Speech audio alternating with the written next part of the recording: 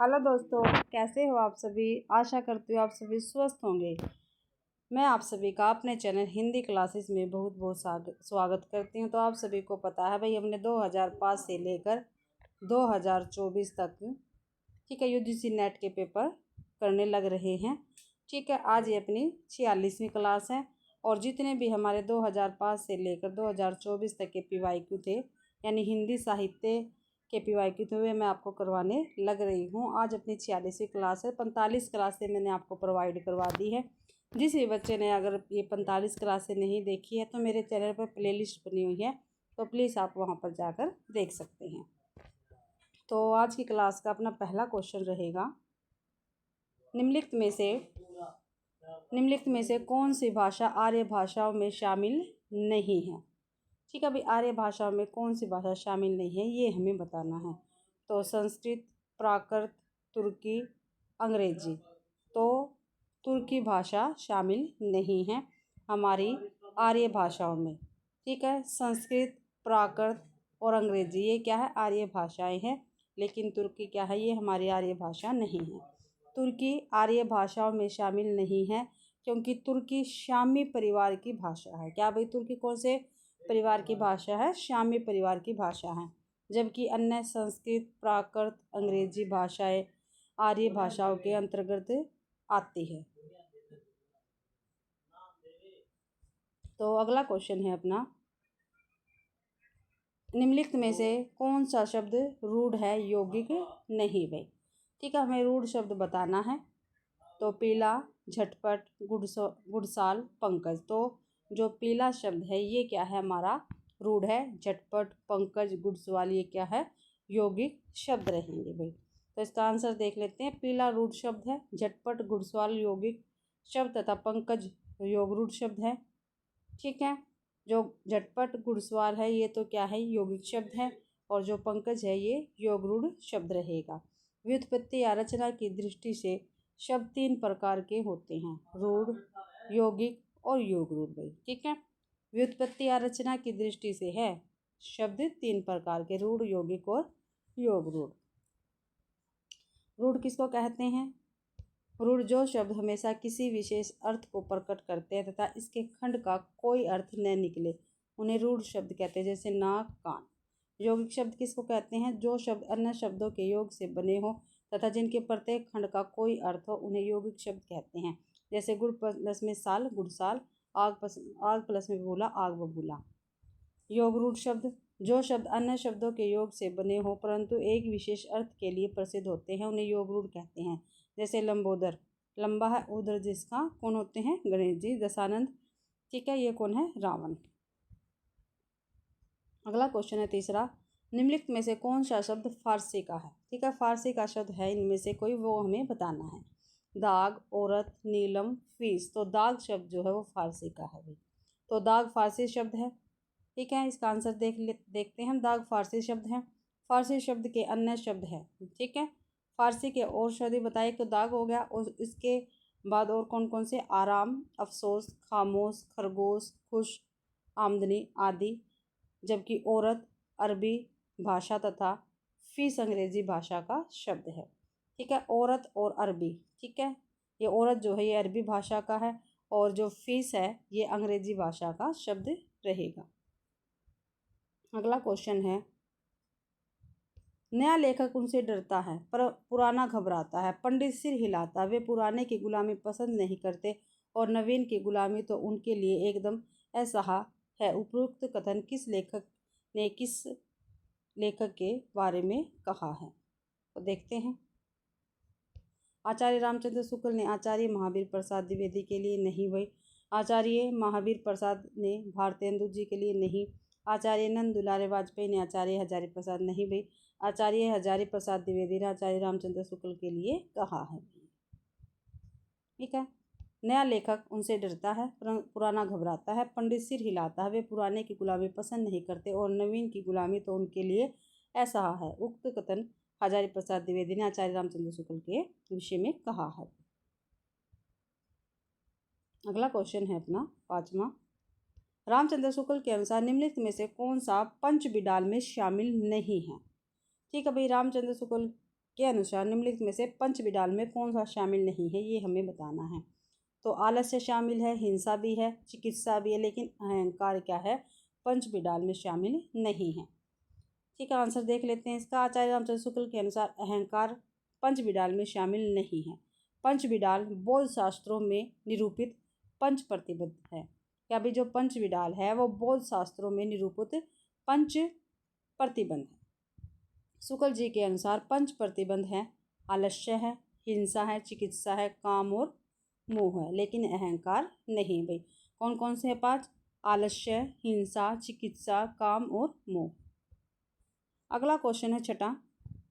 अपभ्रंश या प्राकृत भाषा हिंदी के पदों का सबसे पुराना पता तांत्रिक और योग मार्गी बौद्धों की सांप्रदायिक रचनाओं के भीतर विक्रम की 7वीं शताब्दी के अंतिम चरण में लगता है। ये कथन किस आलोचक का है?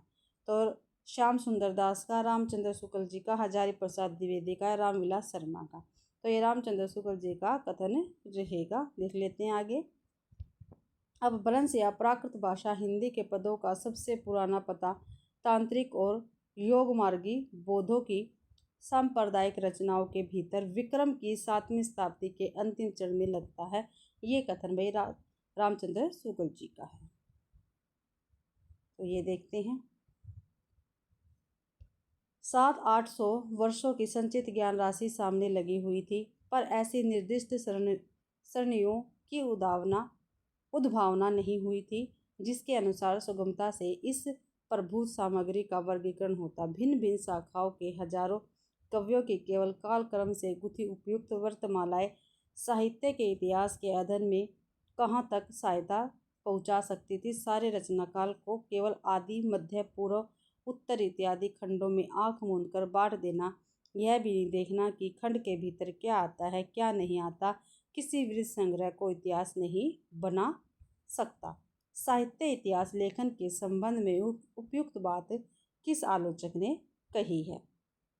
तो भैया रामचंद्र शुक्ल जी ने कही है। ठीक है, किसने कही है? रामचंद्र शुक्ल जी ने ये बात कही है। भाई 700-800 वर्षों की संचित ज्ञान राशि सामने लगी हुई थी, पर ऐसी निर्दिष्ट सरणियों की उद्भावना नहीं हुई थी जिसके अनुसार सुगमता से इस प्रभुत सामग्री का वर्गीकरण होता।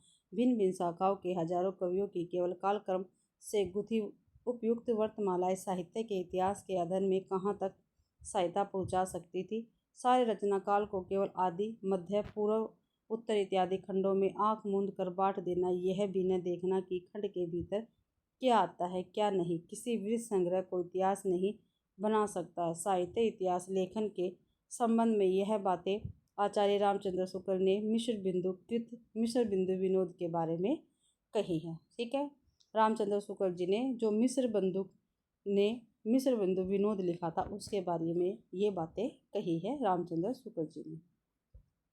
ठीक है भाई, तो अगला क्वेश्चन है अपना 8वां।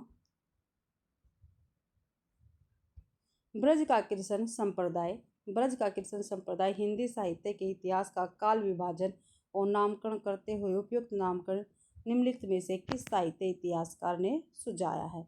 तो मिश्र बिंदु ने, जॉर्ज ग्रियर्सन ने, रामचंद्र शुक्ल ने, राम कुमार वर्मा ने। तो जॉर्ज ग्रियर्सन ने ये नाम सुझाया है। ठीक है, तो देखते हैं। ब्रज का कीर्तन संप्रदाय हिंदी साहित्य का काल विभाजन और नामकरण करते हुए उपयुक्त नामकरण जॉर्ज ग्रियर्सन ने सुझाया है। जॉर्ज ग्रियर्सन का काल विभाजन नामकरण निम्न प्रकार से हैं, देखते हैं। ठीक है, इन्होंने 11 प्रकार से नामकरण किया है भाई। तो चारण काल कहा है, 15वीं शताब्दी का धार्मिक पुनर्जागरण, जायसी की प्रेम कविता। कल जायसी की प्रेम कविता के बारे में यही क्वेश्चन आया था, ऐसे ही पूछा था भाई। ब्रज का कीर्तन संप्रदाय, आज इसके बारे में पूछ लिया गया, कल के पेपर में इसके बारे में पूछा था, पहले से का था। मुगल दरबार, तुलसीदास, रीति काव्य, तुलसीदास के अन्य प्रवृत्ति, 18वीं शताब्दी, कंपनी के शासन में हिंदुस्तान, महारानी विक्टोरिया के शासन में हिंदुस्तान। तो ये 11 प्रकार से भाई जॉर्ज ग्रियर्सन ने क्या था, अपने हिंदी साहित्य का काल विभाजन और नामकरण किया था भाई इस प्रकार से। अगला क्वेश्चन है 9वां। दब सहाय प्रयास। क्या भाई दब सहाय प्रयास द्रव्य स्वभाव प्रकाश को गाथा या साहित्य की प्राकृत में निम्नलिखित में से किसने रूपांतरण किया है? भाई दब को भाई क्या कहा है? द्रव्य, सहाव को स्वभाव, प्रयास को प्रकाश। ठीक है, तो गाथा या साहित्य की प्राकृत में निम्नलिखित में से किसने रूपांतरित किया है? वरुचि ने, देवसेन ने, पुष्पदंत ने या माइल धवल ने? तो माइल धवल ने क्या रूपांतरित किया है। डी ऑप्शन अपना ठीक रहेगा भाई। देखते हैं दव्य सहाय प्रयास दिव्य स्वभाव प्रकाश को गाथा या साहित्य की प्राकृत में माइल धवल ने रूपांतरित किया है। दव्य सहाय प्रयास अपभ्रंश भाषा कृति के लेखक देवसेन है। ठीक है, जो दव्य सहाय प्रयास है उस कृति के लेखक कौन है? देवसेन है भाई। इनकी प्रसिद्ध कृति शावकाचार है, जिसमें 250 दोहों में शावक धर्म का प्रतिपादन किया गया है। शावकाचार को डॉक्टर नगेंद्र ने हिंदी की प्रथम रचना माना है। देवसेन कृत अन्य ग्रंथ हैं न्यायचक्र, दर्शनसार, भाव संग्रह, आराधनासार तथा तत्वसार। अगला क्वेश्चन है 10वां हमारा भाई। 10वां क्वेश्चन रहेगा भाई अपना, निम्नलिखित में से किस उपन्यास में लाला मदन मोहन के दीवाने खान का वर्णन किया गया है? ठीक है भाई, निम्नलिखित में से किस उपन्यास में लाला मदन मोहन लाल के दीवाना खान का वर्णन किया गया है? तो भाग्यवती में, परीक्षा गृह में, नूतन ब्रह्मचारी में या स्वप्ना श्यामा सौपर में? तो परीक्षा गृह में भाई इसका वर्णन किया गया है दीवान खाने का मदन मोहन लाल के। तो परीक्षा गृह उपन्यास में लाला मदन मोहन के दीवाने खान का वर्णन किया गया है। परीक्षा गृह 1882 ईस्वी में प्रकाशित हुआ था और इस उपन्यास के लेखक है लाला श्रीनिवास दास। आचार्य रामचंद्र शुक्ल ने परीक्षा गृह को अंग्रेजी ढंग का हिंदी का पहला उपन्यास माना है। ये काफ़ी बार पेपर में पूछा गया है। ठीक है भाई, रामचंद्र शुक्ल ने परीक्षा गृह को अंग्रेजी ढंग का हिंदी का पहला उपन्यास माना है। भाग्यवती उपन्यास के लेखक कौन है? सरदाराम फुल्लोरी है भाई। नूतन ब्रह्मचारी बालकृष्ण भट्ट का है। श्यामा सौपन जगमोहन कृत उपन्यास है। ठीक है, जगमोहन का ये उपन्यास रहेगा। तो अगला क्वेश्चन है अपना 11वां भाई। निम्नलिखित में से कौन सा नाटक उदय शंकर भट्ट का है? नहीं है, सॉरी भाई, उदय शंकर भट्ट का कौन सा नाटक इनमें से नहीं है वो हमें बताना है। विश्वामित्र है भाई, मत्स्यगंधा भी है, राधा भी है, लेकिन नारद वीणा इनका नाटक नहीं है उदय शंकर भट्ट का। ठीक है, नारद की वीणा नाटक उदय शंकर भट्ट का नहीं है। नारद की वीणा 1946 नाटक के लेखक है लक्ष्मी नारायण मिश्र। तो नारद की वीणा के कौन लेखक है? लक्ष्मी नारायण मिश्र जी है, और ये 1946 में प्रकाशित हुआ था। और नारद की वीणा भाई नाटक विधा से संबंधित है। ठीक है, जबकि उदय शंकर भट्ट कृत नाटक विश्वामित्र है, मत्स्यगंधा है, राधा है, विक्रमादित्य है, दाहर या सिंध पतन, सागर विजय तथा मुक्ति पथ है भाई। अगला क्वेश्चन है 12वां। अपने मनोविकार संबंधी निबंध करुणा में रामचंद्र शुक्ल ने निर्धारित किया है कि? ठीक है, रामचंद्र शुक्ल जी का कौन सा निबंध बताया है? करुणा। ठीक है, और उन्होंने मनोविकार संबंधी, तो जो करुणा इनका निबंध है उसमें क्या है? मनोवैज्ञानिक और मनोविकार। ठीक है, तो करुणा दुखात्मक वर्ग में आने वाला मनोविकार है। ठीक है, जो करुणा है वो दुखात्मक वर्ग में आने वाला क्या है? मनोविकार है। ठीक है, करुणा देखते हैं आगे। करुणा पात्र अथवा विषय के दुख मात्र से उत्पन्न होता है। ठीक है, जो करुणा है वो पात्र अथवा विषय के दुख के मात्र से उत्पन्न होता है। अगला क्वेश्चन है, अगली है भाई ऑप्शन को, करुणा का प्रसार सामाजिक जीवन की स्थिति और पुष्टि के लिए आवश्यक नहीं है। देखते हैं भाई, करुणा का आलंबन करुणा करने वाले आशय के प्रति कृतज्ञ होता है।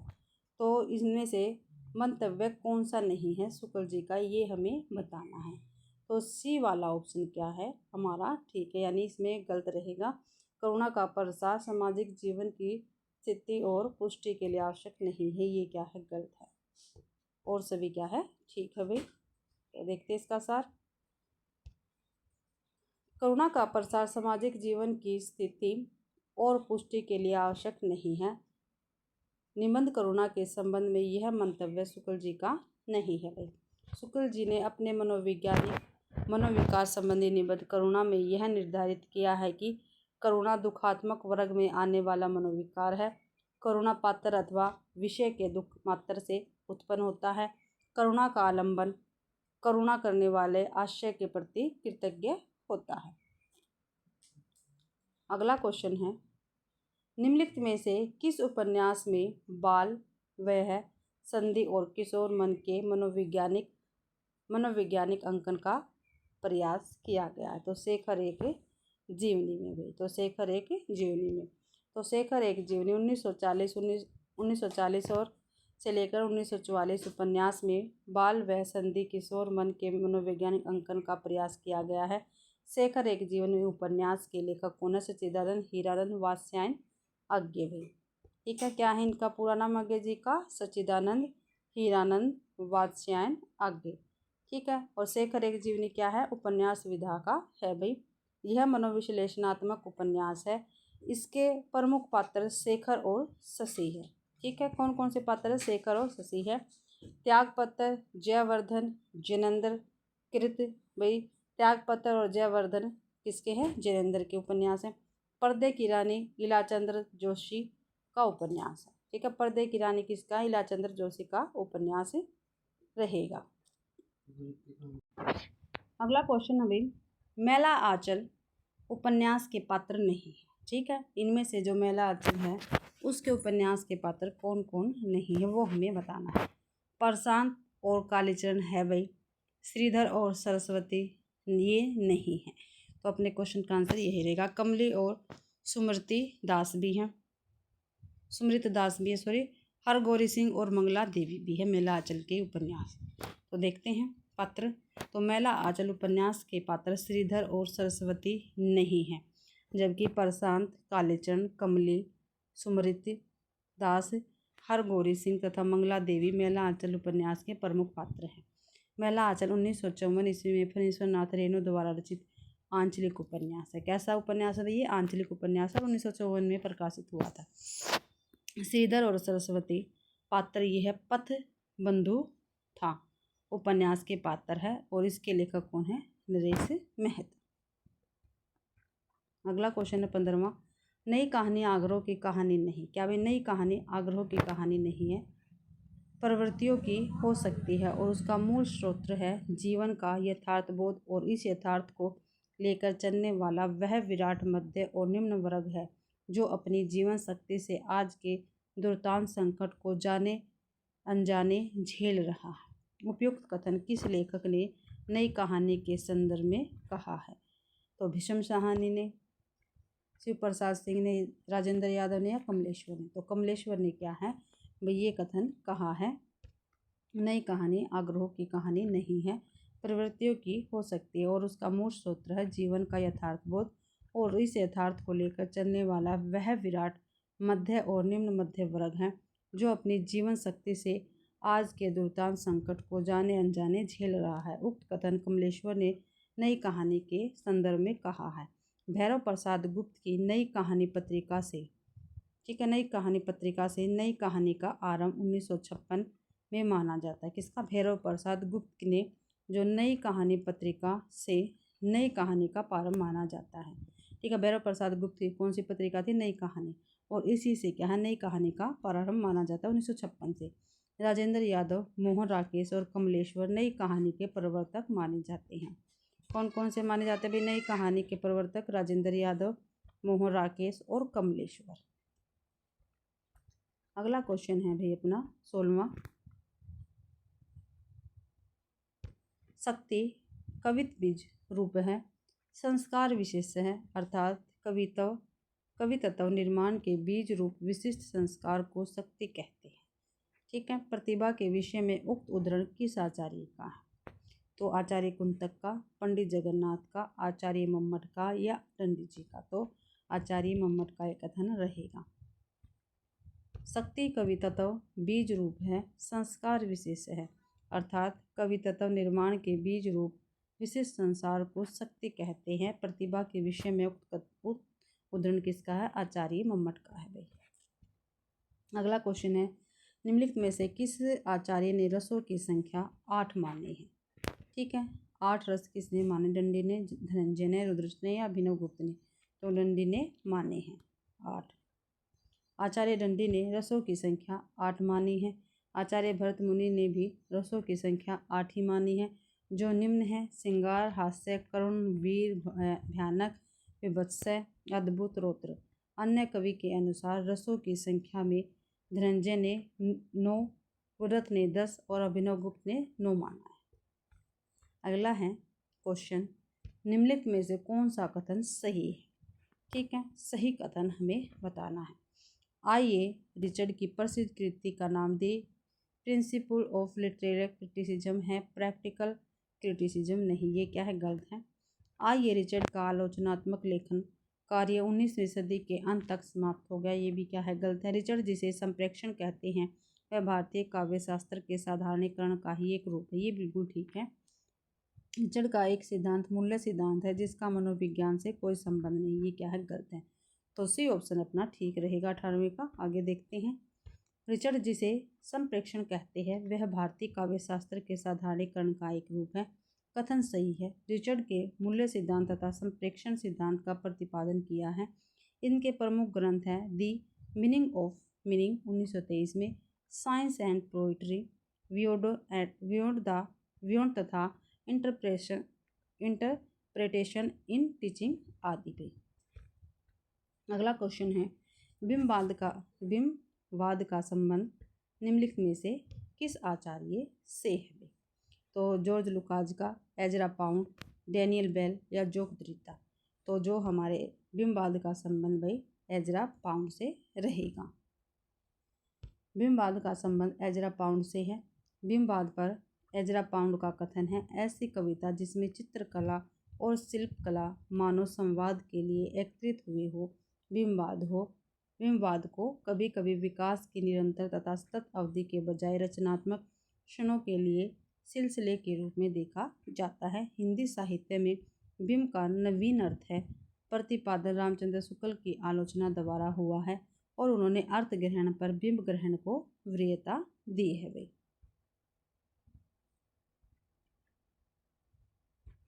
तो आगे है 20वां क्वेश्चन है, आदिवासी विमर्श की मूल स्थापना नहीं है।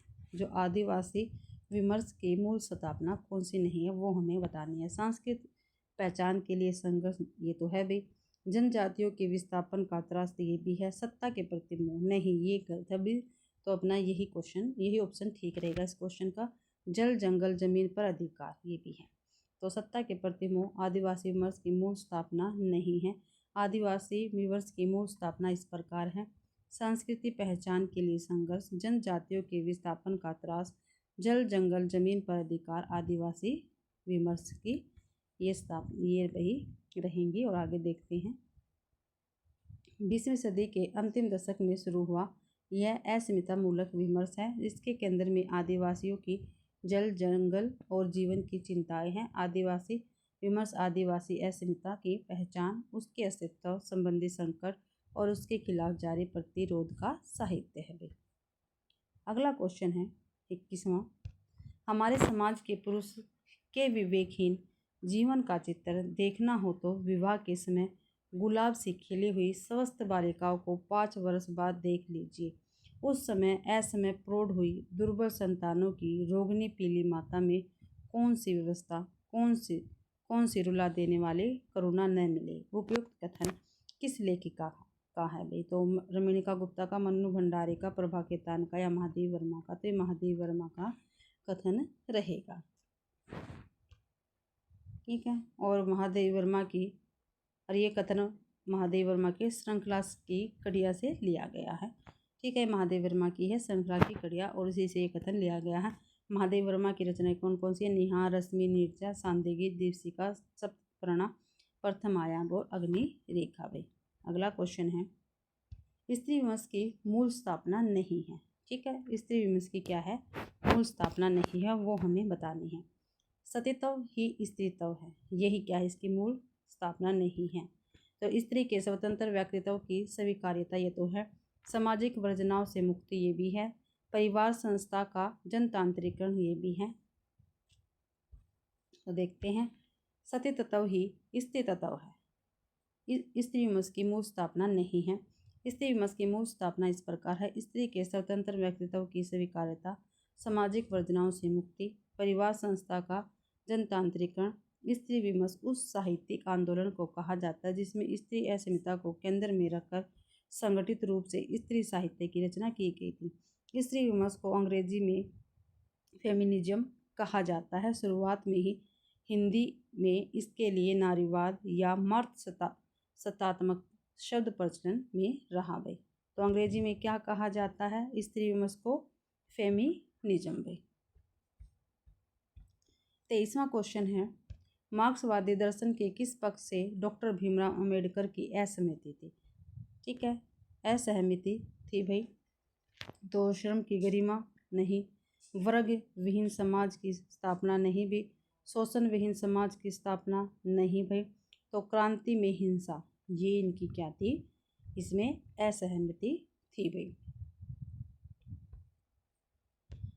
मार्क्सवादी दर्शन के क्रांति में हिंसा का प्रयोग से डॉक्टर भीमराव अंबेडकर की असहमति थी। अन्य मार्क्सवादी पक्ष श्रम की गरिमा, वर्गहीन समाज स्थापना, शोषण विहीन समाज की रचना में अंबेडकर जी की सहमति थी। 24वां क्वेश्चन है, खड़ी बोली में इतना बड़ा काव्य अभी तक नहीं निकला है। बड़ी भारी विशेषता इस काव्य की यह है कि यह सारा संस्कृत के वर्णवृत्तों में है। इसमें अधिक परिणाम में रचना करना कठिन काम है। आचार्य रामचंद्र शुक्ल ने यह मत किस ग्रंथ के विषय में कहा है? तो ये प्रिय प्रवास के विषय में कहा है भाई रामचंद्र शुक्ल जी ने। ठीक है, क्योंकि हमारा खड़ी बोली का प्रथम ठीक है जो ग्रंथ है वो कौन है? प्रिय प्रवास है भाई। आचार्य रामचंद्र शुक्ल ने यह मत प्रिय प्रवास के लिए प्रकट किया है। प्रिय प्रवास के लेखक अयोध्या सिंह उपाध्याय हरिहोत जी हैं। प्रिय प्रवास के संदर्भ में हरिहोत जी ने कहा, मैंने श्री कृष्ण को इस ग्रंथ में एक महापुरुष की भांति अंकित किया है, ब्रह्मा के रूप में नहीं। कृष्ण के चरित्र की तरह प्रिय प्रवास की राधा के चरित्र में नवीनता है। इसमें विरह की विकलता नहीं है, व्यथा की गंभीरता है भाई। अगला क्वेश्चन है, आगे है क्वेश्चन 25वां, निम्नलिखित में से कौन सी कृति मुक्ति बोध की नहीं है? चांद का मोटेडा है, शुद्ध कविता की खोज है, काट का सपना भी, कमायनी एक पूर्ण विचार नहीं भी। शुद्ध कविता की खोज इनकी नहीं है, ये नामवर सिंह की है। ठीक है,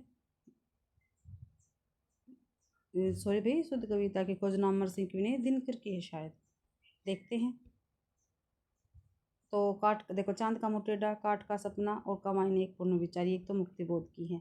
ठीक है, शुद्ध कविता की खोज इनकी नहीं है। शुद्ध कविता की खोज मुक्तिबोध की रचना नहीं है, बल्कि रामधारी सिंह दिनकर की है।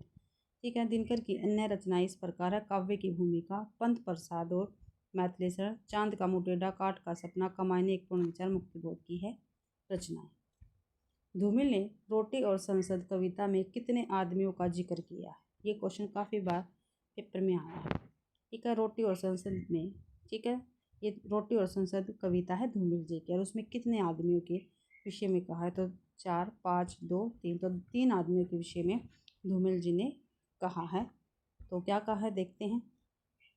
धूमिल ने रोटी और संसद कविता में 3 आदमियों का जिक्र किया है। धूमिल ने कहा, एक आदमी रोटी बेलता है, दूसरा खाता है, एक तीसरा आदमी भी है जो न रोटी बेलता है न रोटी खाता है, वह सिर्फ रोटी से खेलता है। मैं पूछता हूँ, यह तीसरा आदमी कौन है? मेरे देश की जनता मौन है। अगला क्वेश्चन है 27वां, हमारे समाज में मानवीय गुणों की पहचान बढ़ने वाली है। कुल और जाति का अहंकार विदा हो रहा है और आगे मनुष्य उसी पद का अधिकारी होगा जो उसके अपने सामर्थ्य से सूचित होता है, उस पद का नहीं जो उसके माता पिता या वंश की देन है। उपयुक्त कथन किस रचना की भूमिका से उद्धृत है? तो ये भाई रश्मि रति से लिया गया है ये कथन। तो ये कथन रश्मि रति की भूमिका से उद्धृत है। रश्मि रति के रचनाकार कौन है? रामधारी सिंह दिनकर जी हैं। रश्मि रति का अर्थ है सूर्य किरण रूपी रथ पर सवार। क्या भाई? सूर्य किरण रूपी रथ पर सवार रश्मि रति का अर्थ है। यह एक खंड काव्य है। यह 1952 में प्रकाशित हुआ था। इसमें 7 सर्ग हैं। इसमें कर्ण को महाभारत के कथानक के ऊपर उठाकर नैतिकता और विश्वसनीयता की नई भूमि पर खड़ा कर गौरव से विभूषित कर दिया गया है।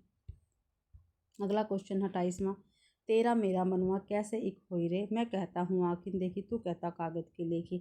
तो उपयुक्त पंक्तियों के संदर्भ में निम्नलिखित में से कौन सा मंतव्य सही नहीं है? ठीक है, अनुभव को महत्व देना बिल्कुल ठीक है। आडंबरों की प्रतिष्ठा नहीं भाई, ये तो क्या है, गलत है। कबीरदास ने ऐसा कभी कुछ नहीं कहा। लोक ज्ञान की महत्ता ये भी है। सहज बात को सहजता से कहना ये भी है भाई। तो बी ऑप्शन अपना गलत रहेगा, यानी ठीक रहेगा इस क्वेश्चन का। तेरा मेरा मनवा कैसे एक होई रे, मैं कहता हूँ आँखन देखी तू कहता कागज की लेखी। इन पंक्तियों के संदर्भ में ब्रह्मा भारा आमंडल की प्रतिष्ठा मंतव्य सही नहीं है। अनुभव को महत्व, लोक ज्ञान की महत्ता, सहज बात को सहजता से कहना, कथन इन पंक्तियों के संदर्भ में सही है। यह पंक्ति कबीरदास की है भाई। अगला क्वेश्चन है अपना 29वां। आध्यात्मिक रंग के चश्मे आजकल बहुत सस्ते हो गए हैं। रामचंद्र शुक्ल ने यह टिप्पणी किस कवि के संदर्भ में कही है? तो बिहारी, विद्यापति, रसखान, मल्लोकदास। तो विद्यापति के संदर्भ में ये कहा है भाई। तो आध्यात्मिक रंग के चश्मे आजकल बहुत सस्ते हो गए हैं। रामचंद्र शुक्ल ने यह टिप्पणी कवि विद्यापति के संदर्भ में की है। विद्यापति की रचनाएं कीर्तिलता, कीर्ति पताका, भू परिक्रमा, पुरुष परीक्षा, दाना वाक्यावली, सबसे से सेव सर्वस्व सार आती है। तीसरा क्वेश्चन है तीसवां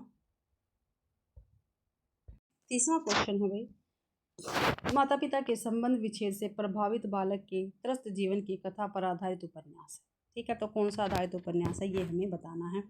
तो 1 इंच मुस्कान, अनुगूंज, आपका बंटी, बेघर। तो आपका बंटी ठीक है, सी ऑप्शन अपना ठीक रहेगा। माता पिता के संबंध विच्छेद, ठीक है, यानी तलाक की समस्या से प्रभावित बालक की त्रस्त जीवन की कथा पर आधारित उपन्यास कौन सा? आपका बंटी। आपका बंटी उपन्यास की लेखिका कौन है? मन्नू भंडारी है। 1 इंच मुस्कान के लेखक कौन है? राजेंद्र यादव व मन्नू भंडारी है। बेघर उपन्यास की लेखिका कौन है? ममता कालिया है। अनुगुंज गीतांजलि श्रीका की कहानी है। जो अनुगुंज है, ठीक है, जो अनुगुंज है वो गीतांजलि श्री की कहानी है। अगला है, लक्ष्मी दासिनी निम्नलिखित में से किस उपन्यास की पात्र है?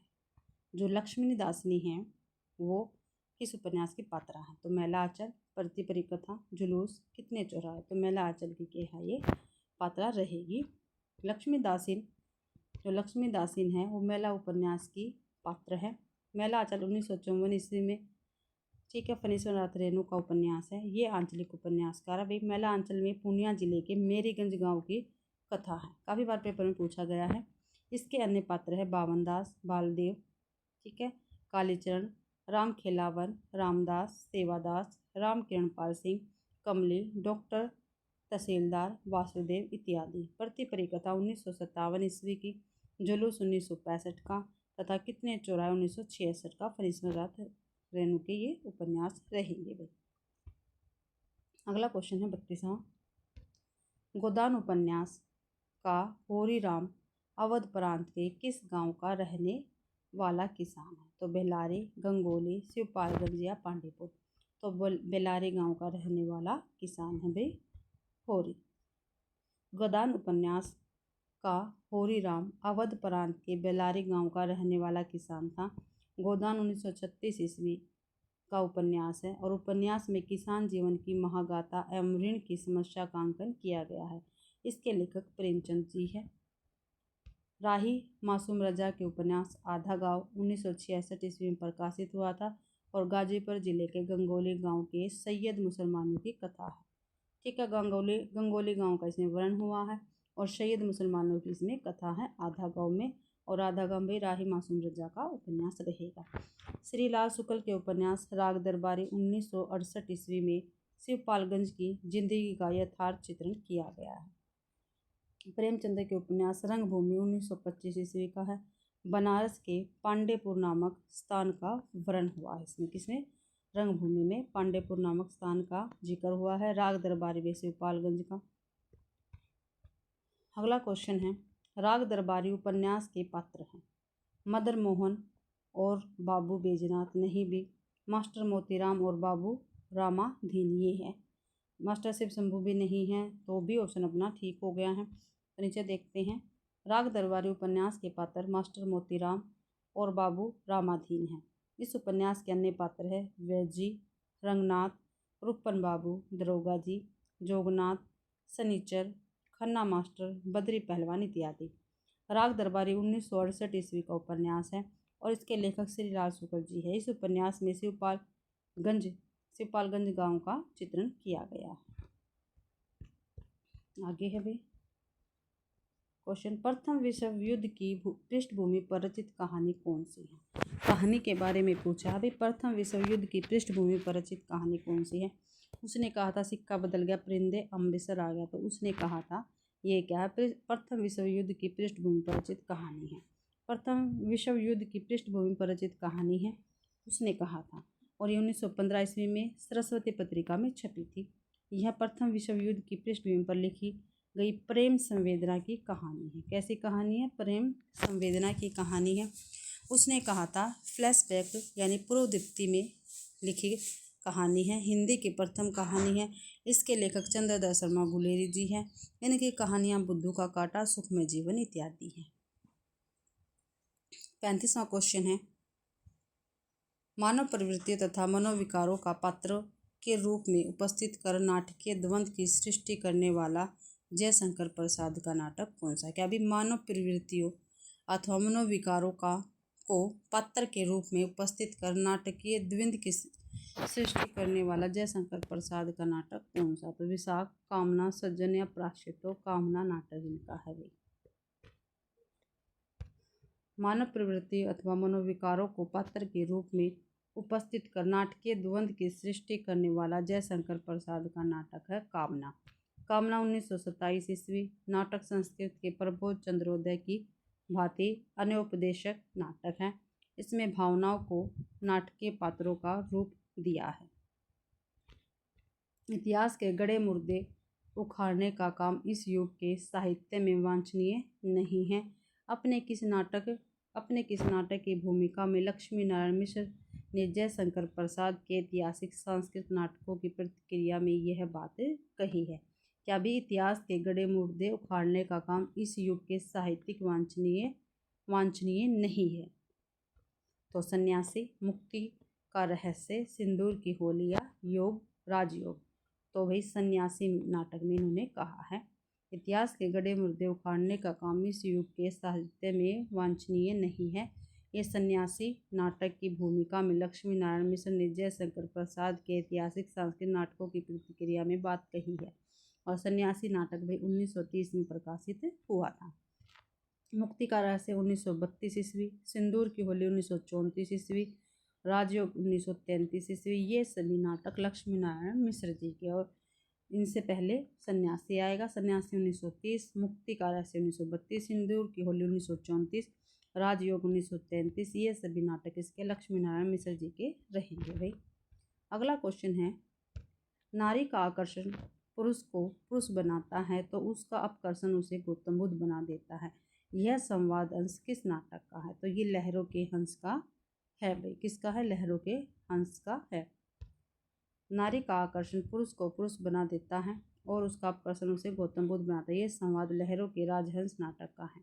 लहरों के राजहंस 1963 ईस्वी का ऐतिहासिक नाटक है भाई। और इसकी रचना मोहन राकेश ने असव घोष के, ये काफ़ी बार पेपर में आता है, इसको अच्छी तरह से देख लेना, असव घोष के महाकाव्य सौंदर्यानंद के ठीक है आधार पर की है। असव घोष के महाकाव्य सौंदर्यानंद के आधार पर की है। आषाढ़ का एक दिन 1958 का नाटक, और ये भी मोहन राकेश का भाई। ध्रुव स्वामी 1933 ईस्वी का नाटक है। सकंदगुप्त 1928 ईस्वी का है नाटक। और ये जयशंकर प्रसाद के दोनों नाटक रहेंगे, ध्रुव स्वामी और सकंदगुप्त। अगला है 38वां क्वेश्चन, आभिजात्य वर्गीय परिवार की कठोर अनुशासनबद्धता के जुल्म और विद्रोह तथा मशीनी जिंदगी से मुक्ति का चित्रण निम्नलिखित में से किस नाटक की विषय वस्तु है? कैद, अलग अलग रास्ते, अंजो दीदी या उड़ान? तो अंजो दीदी की है भाई ये विषय वस्तु। आगे देखते हैं,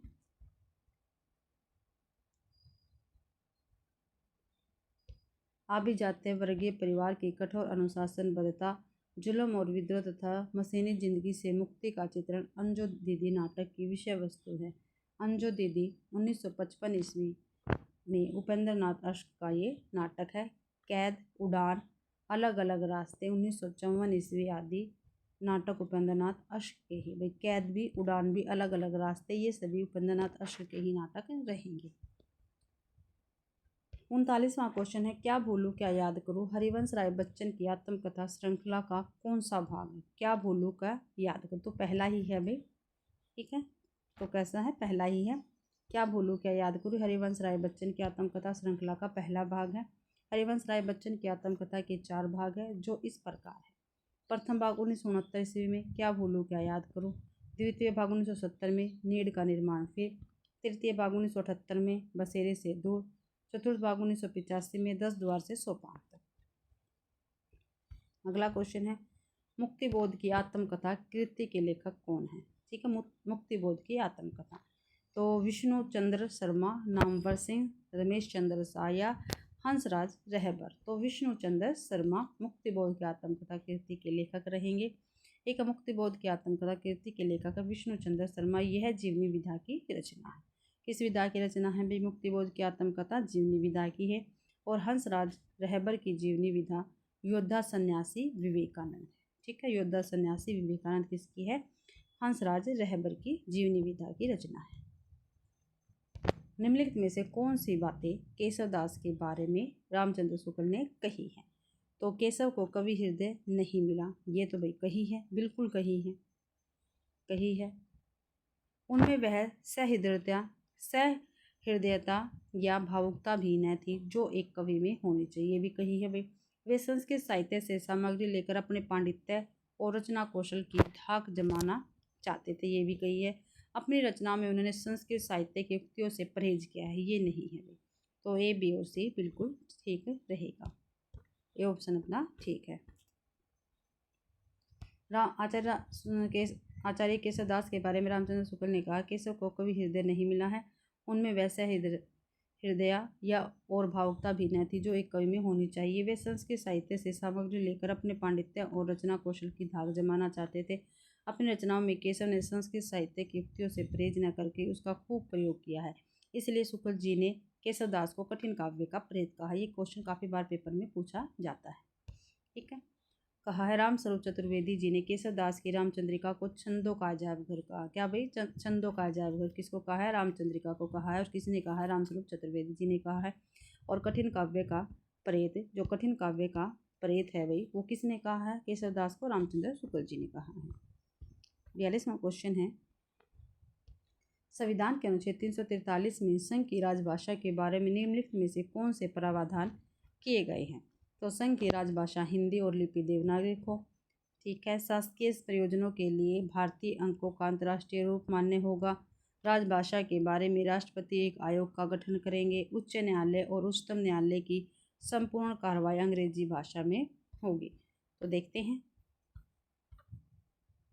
नीचे दिए गए विकल्पों में सही है बी, केवल ए और बी। संविधान के अनुच्छेद 343 में संघ की राजभाषा के बारे में किए गए प्रावधानों में संघ की राजभाषा हिंदी और लिपि देवनागरी होगी तथा शासकीय प्रयोजनों के लिए भारतीय अंकों का अंतर्राष्ट्रीय रूप मान्य होगा शामिल है, जबकि राजभाषा के बारे में राष्ट्रपति द्वारा एक आयोग के गठन की बात तथा उच्च एवं उच्चतम न्यायालय की संपूर्ण कार्रवाई अंग्रेजी में होने की बात असंगत है भाई। 43वां क्वेश्चन है, हरिकृष्ण प्रेमी के नाटकों के मुख्य स्वर क्या है? जो हरिकृष्ण प्रेमी जी है उसके नाटकों के मुख्य स्वर कौन कौन से, ये हमें बताना है। तो स्वतंत्रोत्तर, नए भाव बोध का विकास नहीं भाई, प्रखर राष्ट्रीय चेतना युक्त ऐतिहासिकता ये है, सांप्रदायिकता सौहार्द की मूल चेतना ये भी है, पश्चिमी बौद्धिकता का प्रावधान ये नहीं है। तो बी और सी है, तो बी ऑप्शन अपना ठीक रहेगा। हरिकृष्ण प्रेमी के नाटकों के मुख्य स्वरों में प्रखर राष्ट्रीय चेतना युक्त ऐतिहासिकता एवं सांप्रदायिक सौहार्द की मूल चेतना है, जबकि स्वतंत्रोत्तर नए भावबोध का विकास एवं पश्चिमी बौद्धिकता का प्राधान्य हरिकृष्ण प्रेमी के नाटकों का स्वर नहीं है। हरिकृष्ण प्रेमी प्रसाद उत्तर युगीन ऐतिहासिक नाटककार है।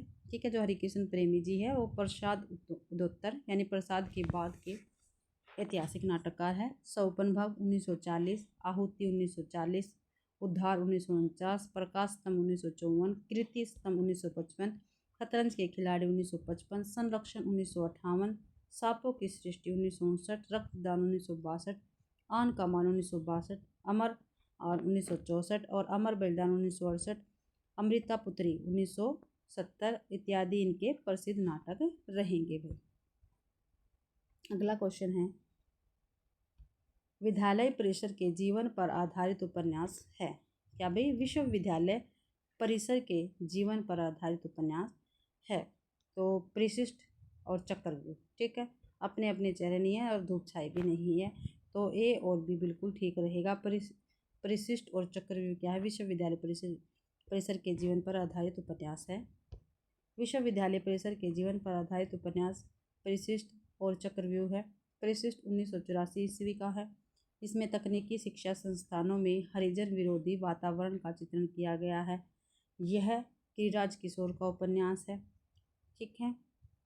परिशिष्ट और अपने अपने चेहरे 1994 प्रभा खेतान का उपन्यास है। इसमें अपनी जमीन तलाशती हुई स्त्री रमा की कहानी, किसमें? अपने अपने चेहरे में क्या? अपनी जमीन तलाशती हुई स्त्री रमा की कहानी है। जबकि धूप छाई रंग 1970 गिरीश एस थाना का उपन्यास है। इसमें द्वितीय विश्व युद्ध और दफ्तर की जिंदगी का बड़े पैमाने पर चित्रण किया गया है। धूप छाई रंग। अगला क्वेश्चन है, निम्नलिखित में से राम भक्ति शाखा के कवि है। जो राम भक्ति शाखा के कवि है वो हमें बताना है। तो स्वामी अगरदास, नाभादास, हृदयराम, स्वामी हरिदास और कृपाराम। तो देखते हैं भाई, आगे देख लेते हैं, सीधा कूट ही देखते हैं इसका। राम भक्ति शाखा के कवियों में स्वामी अगरदास है, नाभादास है और हृदयराम है। अगरदास की रचना में राम ध्यान मंजरी, अष्टयाम या रामाष्टयाम, ध्यान मंजरी, जबकि नाभादास की रचनाओं में अष्टयाम और भक्तमाल है। कौन कौन सी नाभादास की रचनाएं? भक्तमाल और अष्टयाम, ठीक है। अगरदास की कौन सी है? राम ध्यान मंजरी, अष्टयाम और रामाष्टयाम और ध्यान मंजरी। हृदयराम का हनुमान नाटक है जो 1623 ईस्वी में प्रकाशित हुआ था। स्वामी हरिदास कृष्ण भक्ति शाखा के सखी संप्रदाय के संस्थापक करता है, जिनकी रचना केलीमाला प्रसिद्ध है तथा कृपाराम की हितरंगिणी है। अगला क्वेश्चन है, निम्नलिखित में से स्त्री विमर्श पर आधारित उपन्यास, स्त्री विमर्श पर आधारित उपन्यास में बतानी है। तो देखते हैं, समय सरगम नहीं, एक जमीन अपनी ये है, एक चित्रा सुख ये भी है, मुझे चांद चाहिए ये नहीं भी, मुझे चांद चाहिए ये है। तो बी और डी है, तो बी और डी सी ऑप्शन में, सी ऑप्शन अपना ठीक है। तो देखते हैं आगे, दिए गए विकल्पों में चित्रा मुदगल का उपन्यास एक जमीन अपनी और सुरेंद्र वर्मा का मुझे चांद चाहिए स्त्री विमर्श पर आधारित उपन्यास है। समय सरगम कृष्णा सोबती का तथा एक चित्रा सुख निर्मल वर्मा का उपन्यास है। और अन्य उपन्यास है इनके, चित्रा मुदगल का आवा, gilli danda, post office number 203, नाला सुपारा चित्रा मुदगल की है। सुरेंद्र वर्मा का अंधेरे से परे, दो मुर्दों के लिए और गुलदस्ता। कृष्णा सोबती का मित्र मरजानी, जिंदगी नामा, दिलो दानिश, सूरजमुखी, अंधेरे की। निर्मल वर्मा के उपन्यास है वे दिन, लालटीन की छत, रात का रिपोर्टर, अंतिम अरण्य। ये निर्मल वर्मा के उपन्यास रहेंगे। 47वां क्वेश्चन है, निम्नलिखित में से दंत्य वर्ण है, तो कौन सा है दंत्य वर्ण? ये हमें बताना है। तो ध, ढ, द, ध, तो द और ध है, ठीक है। तो सी और डी है। देखते हैं इसका सार। द और ध दंत्य वर्ण है, वर्ण और उसके उच्चारण स्थान है। सतान वर्ण, कंठ है, क ख ग घ, तालव्य च छ ज झ ण और श और ये। मूर्धन्य ट ठ ड ढ न और श है। दंत त थ द ध न। ओष्ठ प फ भ भ म और दंत मूल है यानी वर्तस्य है न स र ल, या भी न स र ल। दंतोष्ठ है व और फ। और भाई मैंने जो आपको हिंदी व्याकरण की क्लास दी है उसमें मैंने उच्चारण जो है वो ट्रिक से करवा रखे हैं। जिस भी बच्चे को देखना है वहाँ पे जाकर आप देख सकते हैं। मैंने प्लेलिस्ट बना के आपके चैनल, मैंने अपने चैनल पर डाल रखी है भाई, ठीक है। तो देखते हैं, गिरिराज किशोर द्वारा रचित उपन्यास है जुगलबंदी, ओस की बूंद, लोग और झरोखे। तो देखते हैं भाई इनके कौन कौन से उपन्यास रहेंगे। एक मिनट भाई, 48वां क्वेश्चन है, जुगलबंदी और लोग, ये उपन्यास गिरजा कुमार द्वारा रचित है, जुगलबंदी और भाई लोग। जबकि ओस की बूंदे राही मासूम रजा का है। ठीक है, ओस की बूंदे उपन्यास किसका? राही मासूम रजा का है। झरोखे बिसम साहनी का चर्चित उपन्यास है। परिशिष्ट, चिड़ियाघर, ढाई घर, पहला गिरमिटिया आदि गिरिराज किशोर के उपन्यास हैं। राही मासूम रजा के प्रमुख उपन्यास है आधा गाँव, टोपी शुक्ला, हिम्मत जौनपुरी, दिल एक सादा कागज, सिंध 75 और कटरा भी आरजू। ये किसके हैं? ये राही मासूम रजा के उपन्यास है। तमस, मैया दास की माड़ी, कुंतो, नीलिमा, नीलिमा, नीलोफर बिसम साहनी के प्रमुख उपन्यास हैं। बिसम साहनी के तमस उपन्यास में भारत विभाजन की सांप्रदायिक विशिका का चित्रण किया गया है। अगला क्वेश्चन है, निर्मल वर्मा की कहानियों की दुनिया है। जो निर्मल वर्मा है उनकी कहानियों की दुनिया में क्या कुछ है? तो हताश और आत्मपरक नायकों की, ठीक है, ये कहानी है। क्या भी जो हताश है और आत्मपरक नायकों की इसमें दुनिया दिखाई गई है। अकेलेपन और अलगाव की भी है। प्रतिरोध और विद्रोह नहीं, राष्ट्रीय चेतना नहीं। तो भाई ए और बी हमारा ठीक रहेगा, बी ऑप्शन ठीक है अपना। निर्मल वर्मा की कहानियाँ हताश और आत्मपरक नायकों की तथा अकेलेपन एवं अलगाव की दुनिया है। निर्मल वर्मा की कहानियाँ अभिव्यक्ति और शिल्प की दृष्टि से बेजोड़ हैं। इन्होंने साहित्य सर्जन कम ही किया, परंतु जितना लिखा है उतने से ही उनकी ख्याति फैल गई है। निर्मल वर्मा की प्रमुख रचनाएं हैं उपन्यास वे दिन, लालटेन की छत, एक चित्रासुख, रात का रिपोर्टर और अंतिम अरणी। ये तो इनके उपन्यास। कहानियाँ जलती झाड़ी, पिछली गर्मियों में, बीच बहस में, कव्वे और काला पानी, परिंदे इत्यादि ये इनकी कहानियाँ रहेंगी भाई। ठीक है, अगला क्वेश्चन है रस संबंधी है।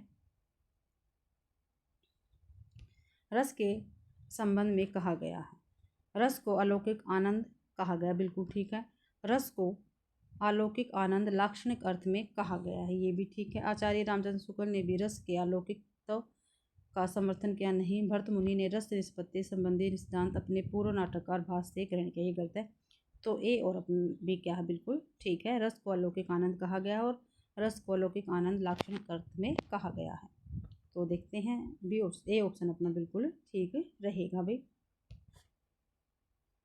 रस को अलौकिक आनंद कहा गया है, इसे लाक्षणिक अर्थ में अलौकिक आनंद कहा गया है। रस सूत्र के प्रवर्तक आचार्य भरत मुनि है। इनका कथन है, जिस प्रकार अनेक प्रकार के व्यंजनों से युक्त अन्न भोग करते हुए स्वस्थ पुरुष आनंद की प्राप्ति करते हैं, उसी प्रकार सहृदय जन रस का आनंद लेते हैं। भरत मुनि ने 8 रसों का उल्लेख किया है। रस सूत्र के व्याख्याता और उनके मतभेद, ठीक है। जो भरत मुनि का रस सूत्र था उसकी व्याख्या किसने की थी, वो और उनके मत।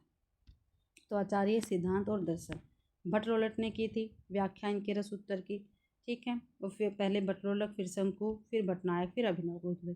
भट्टरोलक इनका सिद्धांत उत्पत्तिवाद या आरोपवाद। दर्शन मीमांसा दर्शन है। शंकु का अनुमतिवाद सिद्धांत है, न्याय दर्शन था इनका।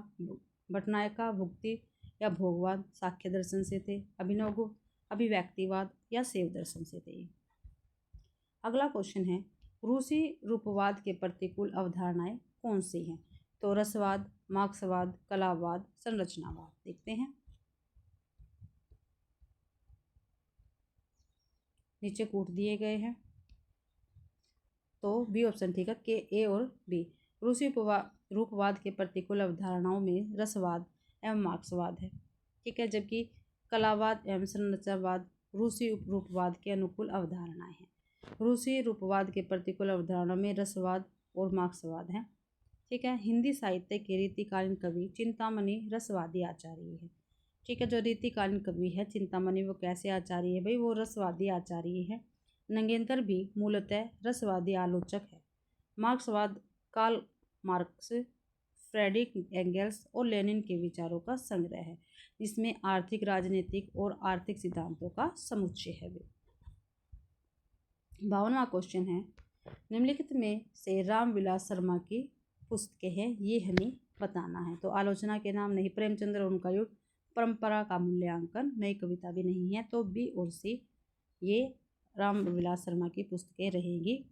हमारा ए ऑप्शन ठीक है भाई। देखते हैं आगे, मार्क्सवादी आलोचक रामविलास शर्मा, ठीक है। रामविलास शर्मा कैसे आलोचक है? मार्क्सवादी आलोचक है।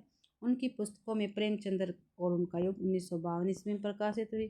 परंपरा का मूल्यांकन 1981 में, जबकि आलोचना के मान 1958 ईस्वी का। एवं नई कविताएं सीमाएं और संभावना, ये गिरिजा कुमार माथुर की कृतियाँ हैं। इकाई आलोचना के मान और नई कविताएं सीमाएं और संभावनाएं गिरिजा कुमार माथुर की कृतियाँ रहेंगी। अगला क्वेश्चन है, निम्नलिखित में से दिनकर की काव्य की विशेषताएं कौन सी है। वे दिनकर की काव्य की विशेषताएं हमें बतानी है कौन सी है। तो जातिवाद, व्यवस्था का विरोध, ठीक है। सपाट बयानी नहीं है। युद्ध का तांत्रिक चिंतन और शोषण विद्रोह, ये भी है भाई। व्यक्ति स्वतंत्रता है, स्वतंत्र की प्रतिष्ठा, ये नहीं है। तो ए और सी है। ए और सी अपने बी ऑप्शन में, बी ऑप्शन अपना ठीक है। तो देखते हैं, राष्ट्रीय संस्कृत काव्य धारा के कवि रामधारी सिंह दिनकर के काव्य की विशेषताओं में जातिवाद, व्यवस्था का विरोध एवं युद्ध का तात्विक चिंतन और शोषण का विरोध शामिल है, जबकि स्पष्ट बयानी एवं व्यक्ति स्वतंत्रता की प्रतिष्ठा जैसी विशेषताएं क्रमशः धूमिल, अज्ञे आदि में मिलती है, जो नई कविता, प्रयोगवाद आदि से संबंधित है। अगला क्वेश्चन है, निम्नलिखित में से माखनलाल चतुर्वेदी की रचनाएं कौन सी हैं। ठीक है, माखनलाल चतुर्वेदी जी की रचनाएं हमें बतानी है। तो श्रवणधूली हिमकीर्तनी है भाई, ठीक है, और इनकी हिमतरंगिणी है माखनलाल चतुर्वेदी की। तो बी और डी ठीक रहेगा। तो बी और डी सी ऑप्शन में है। तो राष्ट्रीय संस्कृत धारा के कवि माखनलाल चतुर्वेदी, जो माखनलाल चतुर्वेदी है वो राष्ट्रीय संस्कृत धारा के महत्वपूर्ण कवि हैं। रचना इनकी हिमकीर्तनी 1943 एवं हिमतरंगिणी 1949 ईस्वी है। विष्णुप्रिया 1957 की मैथिली शरण गुप्त की है, और श्रवणधूली सुमित्रानंदन पंत की है, वे 1947 की रहेगी कविता। अगला क्वेश्चन है, निम्नलिखित में से कौन से आगे के काव्य है। ठीक है, आत्महत्या के विरुद्ध तो किसका है, रघुवीर शाही का है। तो सी ऑप्शन अपना यहाँ भी कट गया, यहाँ भी कट गया, यहाँ भी कट गया। तो ए और डी भाई, भगनदूत और चिंता, ये किसकी है, अज्ञे जी की है। ठीक है, तो दिए गए विकल्पों में भगनदूत 1933 एवं चिंता 1942, सच्चिदानंद हीरानंद वात्स्यायन अज्ञे के काव्य है। आत्मा की आँख 1964 तथा आत्महत्या के विरुद्ध रघुवीर शाही का काव्य है।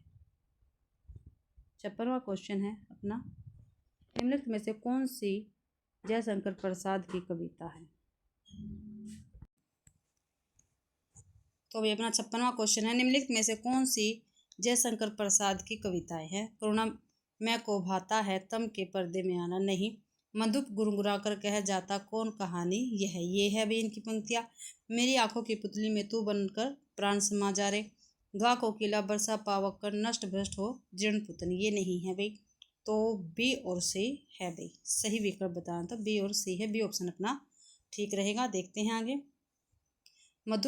मधुप गुनगुना कर कह जाता कौन कहानी यह अपनी आत्मकथ्य कविता से है, एवं मेरी आंखों की पुतली में तू बनकर प्राण समा जा, ये मेरी आंखों की पुतली में कविता से छायावादी कवि जयशंकर प्रसाद की है।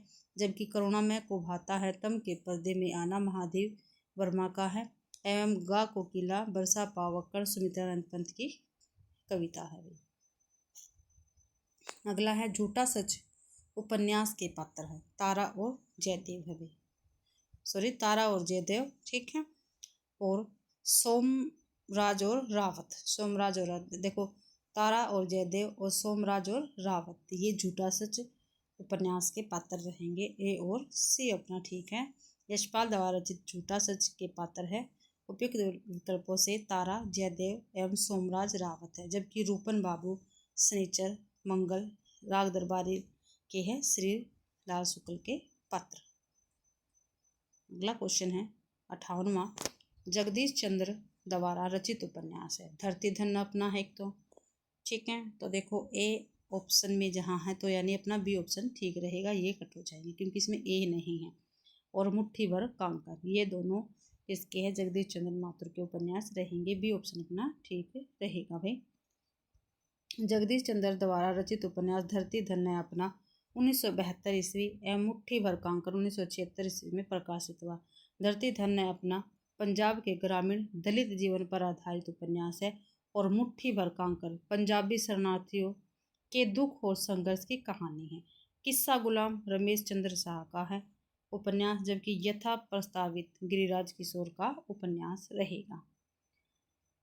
अगला क्वेश्चन है भाई, निम्नलिखित में से स्कंदगुप्त नाटक में देवसेना द्वारा गाए गए प्रस्तुत किए गए गीत कौन कौन से हैं?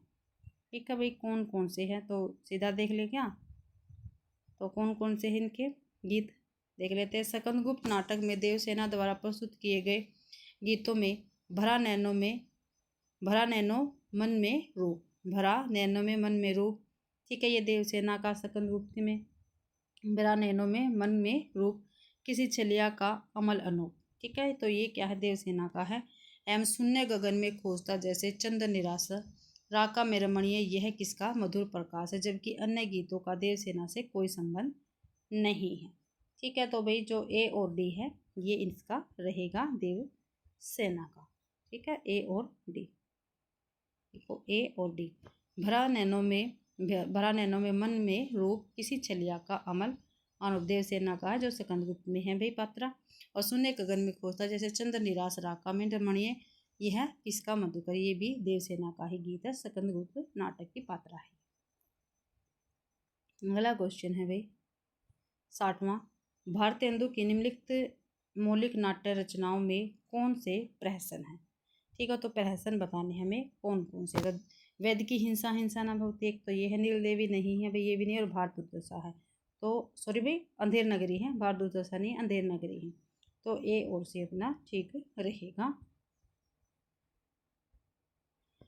भारतेंदु द्वारा रचित मौलिक नाट्य रचनाओं में वेद की हिंसा न भवती 1873 ईस्वी, जो सामाजिक धार्मिक विसंगतियों पर व्यंग्य है, तथा अंधेर नगरी 1881, जो राजा की मूर्खता, अन्याय और अंधेर गर्दी पर तीखा व्यंग्य है। ठीक है, ये दोनों क्या है, प्रहसन है। जबकि नील देवी 1881 गीत रूपक है, तथा भारत दुर्दशा नाट्य रासक और लास्य रूपक है। भारत दुर्दशा क्या है भाई, नाट्य रासक है और लास्य रूपक है। ठीक है, और हमारा हिंसा न भवती और अंधेर नगरी क्या है, दोनों प्रहसन है, क्या है, प्रहसन है। और जो हिंसा न भवती उसमें सामाजिक और धार्मिक विसंगतियों पर व्यंग्य किया है, और अंधेर नगरी में जो राजा मूर्खता, ठीक है, राजा की मूर्खता, अन्याय और अंधेर गर्दी पर तीखा व्यंग्य है। शरद चंद्र जोशी द्वारा रचित निबंध संग्रह, तो जी पर सवारी लिया है, यह तंत्र स्वतंत्र है, विषकन्या नहीं है, आड़ू का पेड़ नहीं है, तो ए और सी है, तो बी ऑप्शन अपना ठीक है रहेगा भाई।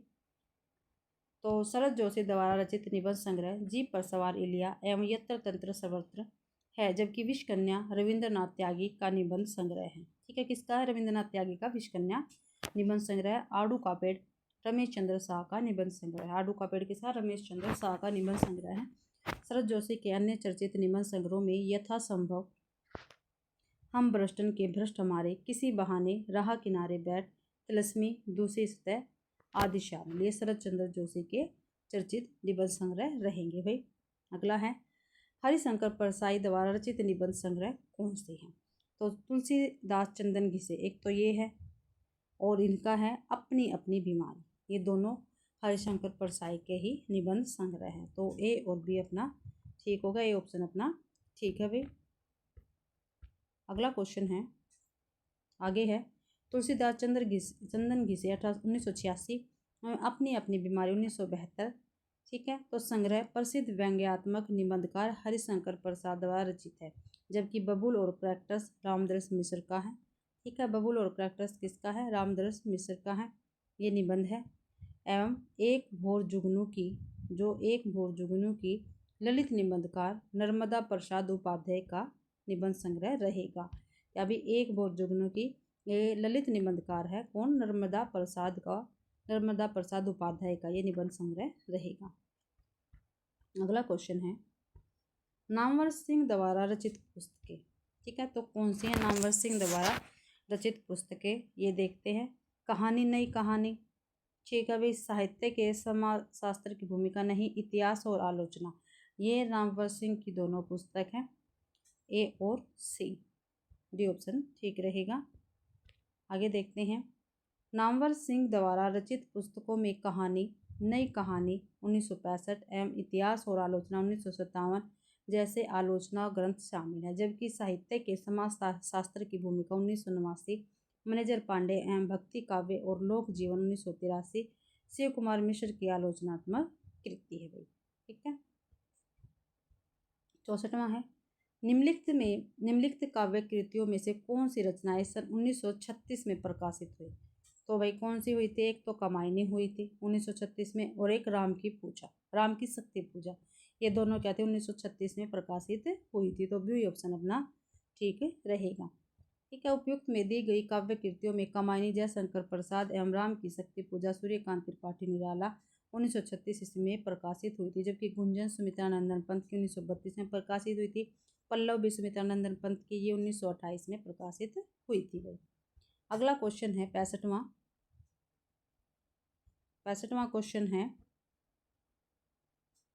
आचार्य शुक्ल के अनुसार अमीर खुसरो के विषय में निम्नलिखित में से कौन सी बातें सही है?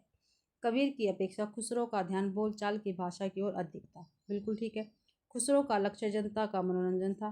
खुसरो के समय में बोलचाल की स्वाभाविक भाषा घिस कर बहुत कुछ उसी रूप में आ गई थी जिस रूप में खुसरो में मिलती है। खुसरो धर्मोपदेशक थे, अतः उनकी वाणी पोथियों की भाषा का सहारा लिए हुए था। तो ए, बी और सी बिल्कुल ठीक है। ये ऑप्शन अपना ठीक रहेगा भाई। ए, बी और सी बिल्कुल ठीक है। ये ऑप्शन अपना ठीक रहेगा। कबीर की अपेक्षा खुसरो का ध्यान बोलचाल की भाषा की ओर अधिक था। खुसरो का लक्ष्य जनता का मनोरंजन तथा खुसरो के समय में बोलचाल की स्वाभाविक भाषा घिस कर बहुत कुछ उसी रूप में आ गई थी जिस रूप में खुसरो में मिलती है। ये प्रमुख बातें आचार्य रामचंद्र शुक्ल ने अपने हिंदी साहित्य के इतिहास में खुसरो के विषय में कही है, जबकि खुसरो धर्मोपदेशक अतः उनकी वाणी पोथियों की भाषा का सहारा लिए हुई थी। कथन शुक्ल जी के कथनों से मेल नहीं खाता भाई। अगला क्वेश्चन है, क्या है? हमें मिलान करना है, सीधे सीधे ही मिलान कर लेते हैं इसका। यहाँ है बोली वर्गों को उनके संबंध बोलियों के साथ मिलान करना। तो पश्चिमी हिंदी बुंदेली, पश्चिमी हिंदी के अंतर्गत कौन सी बोली आती है? बुंदेली। पूर्वी के अंदर बघेली आती है, बिहारी के अंदर मगही आती है, राजस्थानी के अंदर मेवाती आती है। अगला क्वेश्चन है, कवियों को उनकी रचनाओं के साथ सुमेलित कीजिए। ठीक है, तो चिंतामणि त्रिपाठी, भूषण देव, लाल कवि की छतर प्रकाश। तो डी का एक हो गया। तो डी का एक देख लेते हैं भाई कहाँ पे है।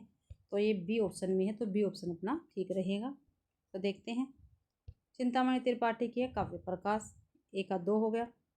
भूषण छत्र साल दशक, देव कवि रसविलास और लाल कवि छत्र प्रकाश। बी ऑप्शन अपना ठीक रहेगा। चिंतामणि त्रिपाठी काव्य प्रकाश, भूषण छत्र साल दशक, देव रस विलास और लाल कवि छत्र प्रकाश, ये इनकी रचनाएं रहेंगी भी। अगला क्वेश्चन है, पात्रों को उनसे संबंधित कहानियों के साथ हमें क्या है? मिलान करना है। तो देखो, जो इसमें से सबसे पहले आती है वो कहते हैं हम। नवल किशोर किस कहानी का पात्र है? दुलाई वाली का। तो डी का 2। तो डी का 2 देखते हैं किसमें है। डी का 2 भाई हमारे ओनली डी ऑप्शन वाली में, तो अपना डी ऑप्शन बिल्कुल ठीक हो जाएगा। तो विशंबरनाथ, जो विशंबर है वो भाई आहुति कहानी का है पात्र। रणजीत किसका है? मिस पाल का है। तरण किसका है? माया दर्पण का। नवल किशोर किसका है? दुलाई वाली का। भाई इस ऐसे भी अगर हमको एक ही आता है तो ऐसे भी करने से हमारा क्वेश्चन बिल्कुल ठीक हो जाएगा। देखो, विशंबर आहुति का है पात्र। ये आहुति किसकी कहानी है? प्रेमचंद्र की। रंजीत किसका पात्र है? मिस पाल का। और मिस पाल कहानी किसकी है? मोहन राकेश की। तरण माया दर्पण कहानी का पात्र है। माया दर्पण कहानी किसकी है? निर्मल वर्मा की। नवल किशोर दुलाई वाले का पात्र है और ये बंग महिला की कहानी रहेगी भाई।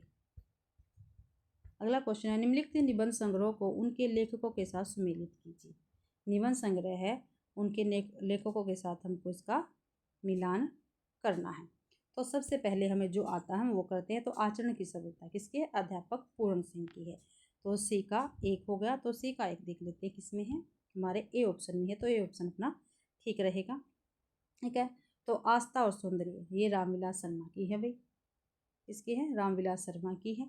आस्था और सौंदर्य, अनुसाधन और आलोचना ये नगेंद्र जी की है। ठीक है, आचरण की सभ्यता अध्यापक पूर्ण सिंह की है। वाद विवाद और संवाद ये नामवर सिंह का है।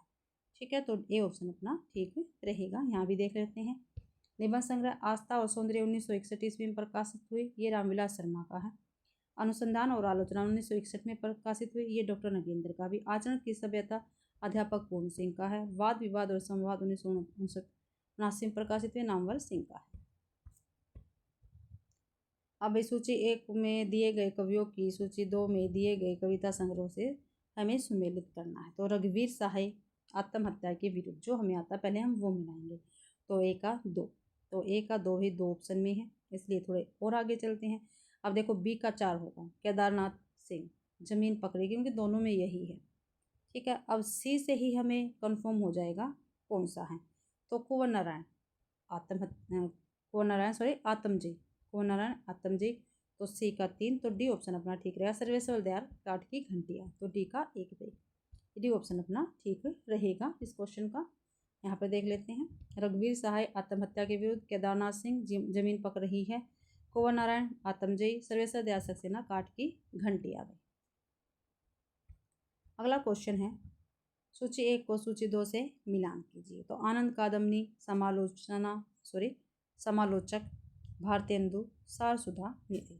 तो सबसे पहले जो हमें आता है हम वो मिलाएंगे। तो आनंद कादम्बनी प्रेमघन की, ठीक है, समालोचन चंद्रधर शर्मा गुलेरी की। तो देखते हैं ए का 3 बी का 4, ए का 3 और बी का 4 भाई हमारे सी ऑप्शन में, सी ऑप्शन अपना ठीक रहेगा। और सी भारतेंदु चरण गोस्वामी की पत्रिका है। सार सुधा निधि सदानंद मिश्र जी की है। तो सी ऑप्शन अपना बिल्कुल ठीक रहेगा। तो यहाँ पर देखते हैं आगे। आनंद कादम्बनी पत्रिका प्रेमघन की है, समालोचक चंद्रधर शर्मा गुलेरी की, भारतेंदु राधाचरण गोस्वामी की, सार सुधा निधि सदानंद मिश्र जी की है। भाई पात्रों को उनसे संबंधित उपन्यासों के साथ हमें मिलाना है। तो देखते हैं। जो मुराद अली है, ठीक है, वो किसका है? वो झूठा सच का है। किसका है? जो मुराद अली है वो तमस का है। किसका है? तमस का भाई मुराद अली। तो बी का 1, तो बी का 1 में है, तो हमारा ए ऑप्शन बिल्कुल ठीक रहेगा। महंत रामदास, ये मेलाचल का है, महंत रामदास। तो ए का 4, तो ए का 4 भाई एक ही ऑप्शन में है। मुराद अली तमस का है। कंचन किसका है? झूठा सच का है। कैलाशनाथ मानस का हंस का है। तो ए ऑप्शन अपना बिल्कुल ठीक रहेगा। यहाँ पर देख लेते हैं। महंत रामदास मेलांचल रेणु जी का है ये। मुराद अली तमस भीष्म साहनी का है उपन्यास। कंचन झूठा सच यशपाल जी का है। कैलाशनाथ मानस का हंस का पात्र है। और अमृता नागर का मानस का हंस क्या है? उपन्यास है। पात्रों को उनसे संबंधित कहानियों के साथ सुमेलित करते हैं। ठीक है, तो देखते हैं। मालती किसकी है? गैंग्रीन की है। तो बी का 1, तो बी का 1 देखते हैं, ए में ही है। तो ए ऑप्शन अपना ठीक हो गया। आगे देखते हैं। ठीक है, देखो कालिंदी चरण, ये कालिंदी चरण है पत्नी। तो ए का 2 हो गया। मालती गैंग्रीन की हो गई। बी का 1 हो गया। श्यामनाथ और चीफ की दावत का है। तो सी का 4 सुबोध क्या है? जिंदगी और गुलाब का है। तो डी का 3 हो गया। तो ये ऑप्शन अपना बिल्कुल ठीक है। और यहाँ भी देखते हैं। कालिंदी चरण पत्नी जिनेंद्र कुमार, मालती गैंग्रीन है आगे की, श्यामनाथ चीफ की दावत का है, भीष्म साहनी की चीफ की दावत, सुबोध जिंदगी और गुलाब का, ये उषा प्रेमदा की कहानी रहेगी भी। अगला है हिंदी की लोक नाट्य शैलियों को प्रदेशों के साथ सुमेलित कीजिए। कल भी आया था। ठीक है, तो आगे मिलाते हैं इसको। मिलान सीधा देख लेते हैं इसका। सांग कहाँ पर होता है? हरियाणा में होता है। नौटंकी उत्तर प्रदेश में, माच मालवा में, नाचा छत्तीसगढ़ में भी। ठीक है, और मालवा कहाँ है? मध्य प्रदेश में। आगे है, देखते हैं भाई। जो रम्य कल्पना है ये किसकी है? कोलरिज की है। रम्य कल्पना है किसकी? कोलरिज की है। तो हमारा ए का 3 हो गया। तो ए का 3 एक ही ऑप्शन है, सी ऑप्शन अपना बिल्कुल ठीक है। मूल्य सिद्धांत किसके है? आइए रिचर्ड के है भाई। ठीक है, बी का 2 परंपरा की अवधारणा टी.एस. इलियट की है। सी का 1 उत्तराधुनिकतावाद, ये रोला बाथ की है। तो डी का 4। यहाँ भी देखते हैं। रम्य कल्पना सैमुअल टेलर कोलरिज की है भाई। मूल्य सिद्धांत आइए रिचर्ड की है। परंपरा की अवधारणा टी.एस. इलियट की है। उत्तर आधुनिकता रोला बार्थ की है। अगला, निम्नलिखित भाषाओं को विकास के उनके क्रम में व्यवस्थित कीजिए। तो करते हैं। कल भी आया था क्वेश्चन, तो करते हैं भाई। पहले प्राचीन संस्कृति आएगा, ए आएगा, ए 2 में है इसलिए ये दोनों कट गए। ठीक है, सोर्स यानी अपने, फिर लौकिक संस्कृत आएगा। प्राचीन संस्कृत के बाद लौकिक संस्कृत, तो सी ये भी कट हो गया। तो ए ऑप्शन अपना ठीक है। फिर सोर्स यानी आएगा, फिर पश्चिमी हिंदी आएगा लास्ट में। तो ये ऑप्शन अपना बिल्कुल ठीक रहेगा भाई। देखो, प्राचीन संस्कृत वैदिक संस्कृत को कहते हैं, लौकिक संस्कृत संस्कृत है, सोर्स यानी पश्चिमी हिंदी, राजस्थानी गुजराती पहाड़ी आती है इसके अंदर। पश्चिमी हिंदी के अंतर्गत ब्रज बोली, ब्रज बुंदेली, कन्नौजी, कोरवी या खड़ी बोली या हरियाणवी, ठीक है, ये भाषा इसके अंतर्गत आती है पश्चिमी हिंदी के अंतर्गत। निम्नलिखित निबंध संग्रह का प्रकाशन वर्ष के अनुसार सही अनुक्रम लगाना है। कला का जोखिम, ठेले पर हिमालय, प्रगति, साहित्य की समस्या और गंध माधव। तो सीधे देख लेते हैं भाई, तो देखते हैं पहले निबंध संग्रह, प्रकाशन वर्ष और इसके निबंध का। प्रगतिशील साहित्य 1954 ईस्वी में प्रकाशित हुआ था और डॉक्टर रामविलास शर्मा का यह निबंध है, प्रगतिशील साहित्य की समस्याएं। ठेले पर हिमालय धर्मवीर भारती का है और 1958 में प्रकाशित हुआ था। गंधमादन ये कुबेरनाथ राय का 1972 में प्रकाशित हुआ था भाई। कला का जोखिम 1981 का है, ये निर्मल वर्मा का निबंध रहेगा। निम्नलिखित अवधारणाओं का काल क्रमानुसार सही अनुक्रम हमें लगाना है। तो देखते हैं, पहले यथार्थवाद आएगा सबसे पहले, तो हमारे सारे ऑप्शन गलत हो गए, इसी ऑप्शन ही बिल्कुल ठीक है, यथार्थवाद, फिर उत्तर संरचनावाद, फिर उत्तर आधुनिकतावाद, फिर विखंडनवाद। देखो यहाँ भी पहले यथार्थवाद 16-17वीं शताब्दी में, फिर उत्तर संरचनावाद 20वीं शताब्दी में, फिर उत्तर आधुनिकतावाद 20वीं शताब्दी का उत्तरार्ध, फिर विखंडनवाद 1967 में। अगला है प्रकाशन वर्ष की दृष्टि से निम्नलिखित कविता और संग्रह का सही अनुक्रम हमें बताना है। तो देखते हैं, नदी की बाग पर छाया, कितनी नाव में कितनी बार, पहले में सन्नाटा बूंदता था, इत्येलम। तो अभी देखो इत्येलम सबसे पहले आएगी, ठीक है, तो डी ऑप्शन अपना सबसे पहले आएगा, तो बी ऑप्शन ठीक रहेगा। नीचे इसका क्रम देखते हैं, जितनी भी ये कविताएं हैं ये अज्ञे जी की हैं, ठीक है। इत्येलम 1946 की है अज्ञे जी की रचना। कितनी नाव में कितनी बार 1967 की है। पहले में सन्नाटा बुनता था 1973 की है। नदी की बाग छाया पर 1981 की कविता संग्रह रहेगी और अज्ञे जी की ये सारी कविताएं रहेंगी भाई। अगला प्रकाशन वर्ष के अनुसार निम्नलिखित उपन्यासों का सही अनुक्रम हमें बताना है। मानस का हंस, पीढ़ियाँ, खंजन, सुहाग के नुपुर। सुहाग के नुपुर सबसे पहले आएगा, डी ऑप्शन अपना ठीक रहेगा। यहाँ पर उनका प्रकाशन देखते हैं भाई। सुहाग के नुपुर का प्रकाशन 1960 ईस्वी में हुआ था और ये सभी उपन्यास अमृतलाल नागर जी के रहेंगे भाई। मानस का हंस 1972 में, खंजन 1981 में, पीढ़ियाँ 1990 में भाई, ठीक है। सुहाग के नुपुर सबसे पहले आएगा अमृतलाल नागर का 1960 में, फिर मानस का हंस आएगा 1972 में, फिर खंजन नयन आएगा, ठीक है, 1981 में भाई, पीढ़िया आएगा 1990 में। आगे क्वेश्चन है, आगे भी प्रकाशन वर्ष की दृष्टि से निम्नलिखित नाटकों का सही अनुक्रम हमें बताना है। एक और द्रोणाचार्य, भूख, आग, बकरी, देहांत। तो सी सबसे पहले आएगा, तो सी 2 में है इसलिए कट हो गए। आगे देखते हैं, फिर इसके बाद एक और द्रोणाचार्य शंकर शेष का, तो ए ऑप्शन ठीक रहेगा। इस इसके प्रकाशन वर्ष हम देखते हैं। बकरी 1974 का नाटक है और सर्वेश्वर दया सक्सेना का है। किसका? सर्वेश्वर दया सक्सेना जी का है, 1974 का नाटक है बकरी। एक और द्रोणाचार्य शंकर शेष का 1977 का ये नाटक रहेगा। देहांतर 1987 का है, आचार्य नंद किशोर का। भूख आग है, कृष्ण बलदेव वैद्य का है, 1998 का। तो ये इनके प्रकाशन वर्ष हो गया, देख लेना इस प्रकार से। अगला क्वेश्चन है, प्रकाशन वर्ष के अनुसार निम्नलिखित निबंध संग्रह का सही अनुक्रम हमें बताना है।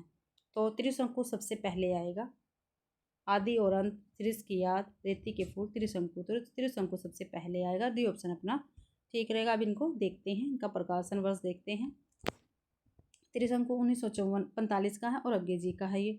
रेती के फूल, रेती के फूल किसका है? ये रेती का फूल है रामधारी सिंह दिनकर का भाई। श्रीष की याद आई 1995 में, विद्यानिवास मिश्र का है। आदि अंत और आरंभ 2001 की है, निर्मल वर्मा का भाई, ठीक है। ये क्या है? सभी निबंध संग्रह है भाई। अगला क्वेश्चन है,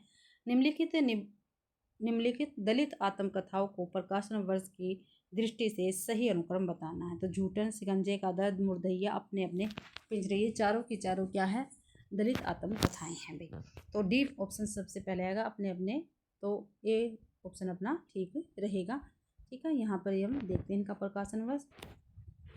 अपने अपने पिंजरे 1995 ईस्वी में, 2 भाग है इसके और मोहनदास नेमिशराय का है भैया। झूठन 1997 में, ओम प्रकाश वाल्मीकि का है। मुर्दैया 2010 में, तुलसीराम का है। शिकंजे का दर्द 2011 में, सुशीला टकघोरे का है भैया। ये इनके प्रकाशन वर्ष रहेंगे। आगे देखते हैं, मार्क्सवाद समीक्षकों जो मार्क्सवाद समीक्षकों सॉरी भाई समीक्षकों की निम्नलिखित रचनाओं को प्रकाशन वर्ष की दृष्टि से सही अनुक्रम में व्यवस्थित कीजिए। तो रामविलास शर्मा, तो उस पर सीधे सीधे इसको देख लेते हैं, क्योंकि भाई पेपर आपको पता है 100 नंबर का होता है, ठीक है, 100 क्वेश्चन होते हैं, 100 क्वेश्चन होते हैं और लंबी क्लास बनती है बहुत ज़्यादा, तो इसलिए मैं आपको सीधे इसमें से ही करवा देती हूँ। तो मैंने 4 पेपर क्वेश्चन ऐसे ही करवाए हैं, उससे पहले मैंने एक आकर के आपको सभी बताया है। तो देखते हैं। मार्क्स समीक्षकों की रचनाओं का प्रकाशन वर्ष की दृष्टि से रागे रागव प्रगतिशील साहित्य के मानदंड 1954 में प्रकाशित हुई, ठीक है। रागे रागव की है प्रगतिशील साहित्य के मानदंड, ठीक है, ये 1954 में प्रकाशित हुआ था। मुक्तिबोध कमायनी एक पूर्ण विचार 1961 में प्रकाशित हुआ था भाई।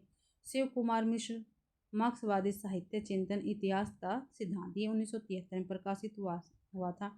रामविलास शर्मा भारतेंदु युग और हिंदी भाषा की विकास परंपरा 1975 में ये प्रकाशित हुआ था भाई। अगला क्वेश्चन है, निम्नलिखित कवियों को उनके जन्म के आधार पर व्यवस्थित कीजिए। तो सबसे पहले मतीराम, बिहारी, देव, जसवंत, तो बिहारी सबसे पहले आएंगे, ठीक है। कौन आएंगे? बिहारी सबसे पहले आएंगे। तो बी ऑप्शन, ये बी यहाँ पे है, तो डी ऑप्शन अपना ठीक हो जाएगा। जन्मकाल देख लेते हैं इनका। बिहारी 1595 में, मतीराम 1617 में, जसवंत 1626 में, देव 1673 में, ठीक है भाई। बिहारी 1595, मतीराम 1617, जसवंत 1626 और देव 1673। तो भाई 86वां क्वेश्चन है अपना। नीचे 2 कथन दिए गए हैं, एक स्थापना है और दूसरा तर्क है, ठीक है। तो स्थापना और तर्क वाले क्वेश्चन है। स्थापना है, संचारी भाव के उन्मेष द्वारा सहृदय सामाजिक में रस निष्पन्न होता है, ये क्या है? गलत है भाई। स्थापना क्या है? गलत है। भरत के रस उत्तर के व्याख्याकारों में इसी तथ्य को अलग अलग तर्कों से पुष्ट किया गया, ये भी क्या है? गलत है। तो ए और आर दोनों गलत है, ए भी गलत है, आर भी गलत है, दोनों गलत है, तो बी ऑप्शन अपना ठीक रहेगा। नीचे देखते हैं। संचारी भाव के उन्मेष द्वारा सहृदय सामाजिक में रस निष्पन्न होता है तथा भरत के रस उत्तर में व्याख्याकारों ने इसी तथ्य को अलग तर्कों से, ये दोनों ही गलत है, क्योंकि भरत मुनि ने अपनी पुस्तक नाट्यशास्त्र में 6ठे अध्याय में रस उत्तर की व्याख्या इस प्रकार की है। विभावनानुभाव व्यभिचारी संयोगादर्श निष्पत्ति, ठीक है, ये इनका सूत्र है। अर्थात विभाव, अनुभाव और व्यभिचारी भाव संचारी भाव के संयोग से रस की निष्पत्ति होती है। तो अगला क्वेश्चन है, सीधे सीधे देख लेते हैं इसको हम। स्थापना है, दोनों ही गलत है भाई इसमें, यहीं से देख लेते हैं। प्रेम और निजी भाव साहित्य में उसका चित्रण असामाजिक हो जाता है, ये गलत है, क्योंकि प्रेम का चित्रण मासल ही होता है, इसके कारण उसमें अश्लीलता आ जाती है, दोनों ही गलत है। ए भी गलत है और आर भी गलत है। क्या भी? ए भी गलत है, आर भी गलत है, ए ऑप्शन अपना ठीक रहेगा। अगला क्वेश्चन है 88वां है, समर्पण सगुण भक्ति का मूल है। जो समर्पण है वो सगुण भक्ति का मूल है, बिल्कुल ठीक है। भक्ति आंदोलन एकमात्र अद्वैतवाद से प्रभावित है, ये क्या है? गलत है। ये भाई जो एक कथन है वो सही है और दूसरा कथन क्या है? गलत है। तो एक कथन सत्य है किंतु दूसरा क्या है? गलत है। सी ऑप्शन अपना ठीक रहेगा। अगला क्वेश्चन है भाई, अगला क्वेश्चन है, स्थापना है, शास्त्रीय विधानों में लोकात्मकता का स्पष्ट सुझाव है, ठीक है। इसलिए अभिनय के धर्मीगत स्वभाव के अनुकूल लोक धर्मी और नाट्य धर्मी भेदों का शास्त्रीय विधान हुआ, ये भी ठीक है, दोनों ही सही है। ए भी सही है, आर भी सही है, दोनों ही सही है भाई। अगला क्वेश्चन है 90वां हमारा, काफ़ी बड़ा है। 90वां क्वेश्चन है, 90वां क्वेश्चन है भाई, पहला गलत है, सॉरी। 90वां क्वेश्चन देखते हैं कहाँ पे गया। दलित लेखन स्थापित सांस्कृतिक व्यवस्था का विरोध कर सामाजिक समता का प्रस्ताव करता, ठीक है। दलित लेखन राम मोहन लोहिया के सामाजिक विचार का सर्वाधिक प्रभावित है, ये गलत है भाई। तो देखते हैं आगे।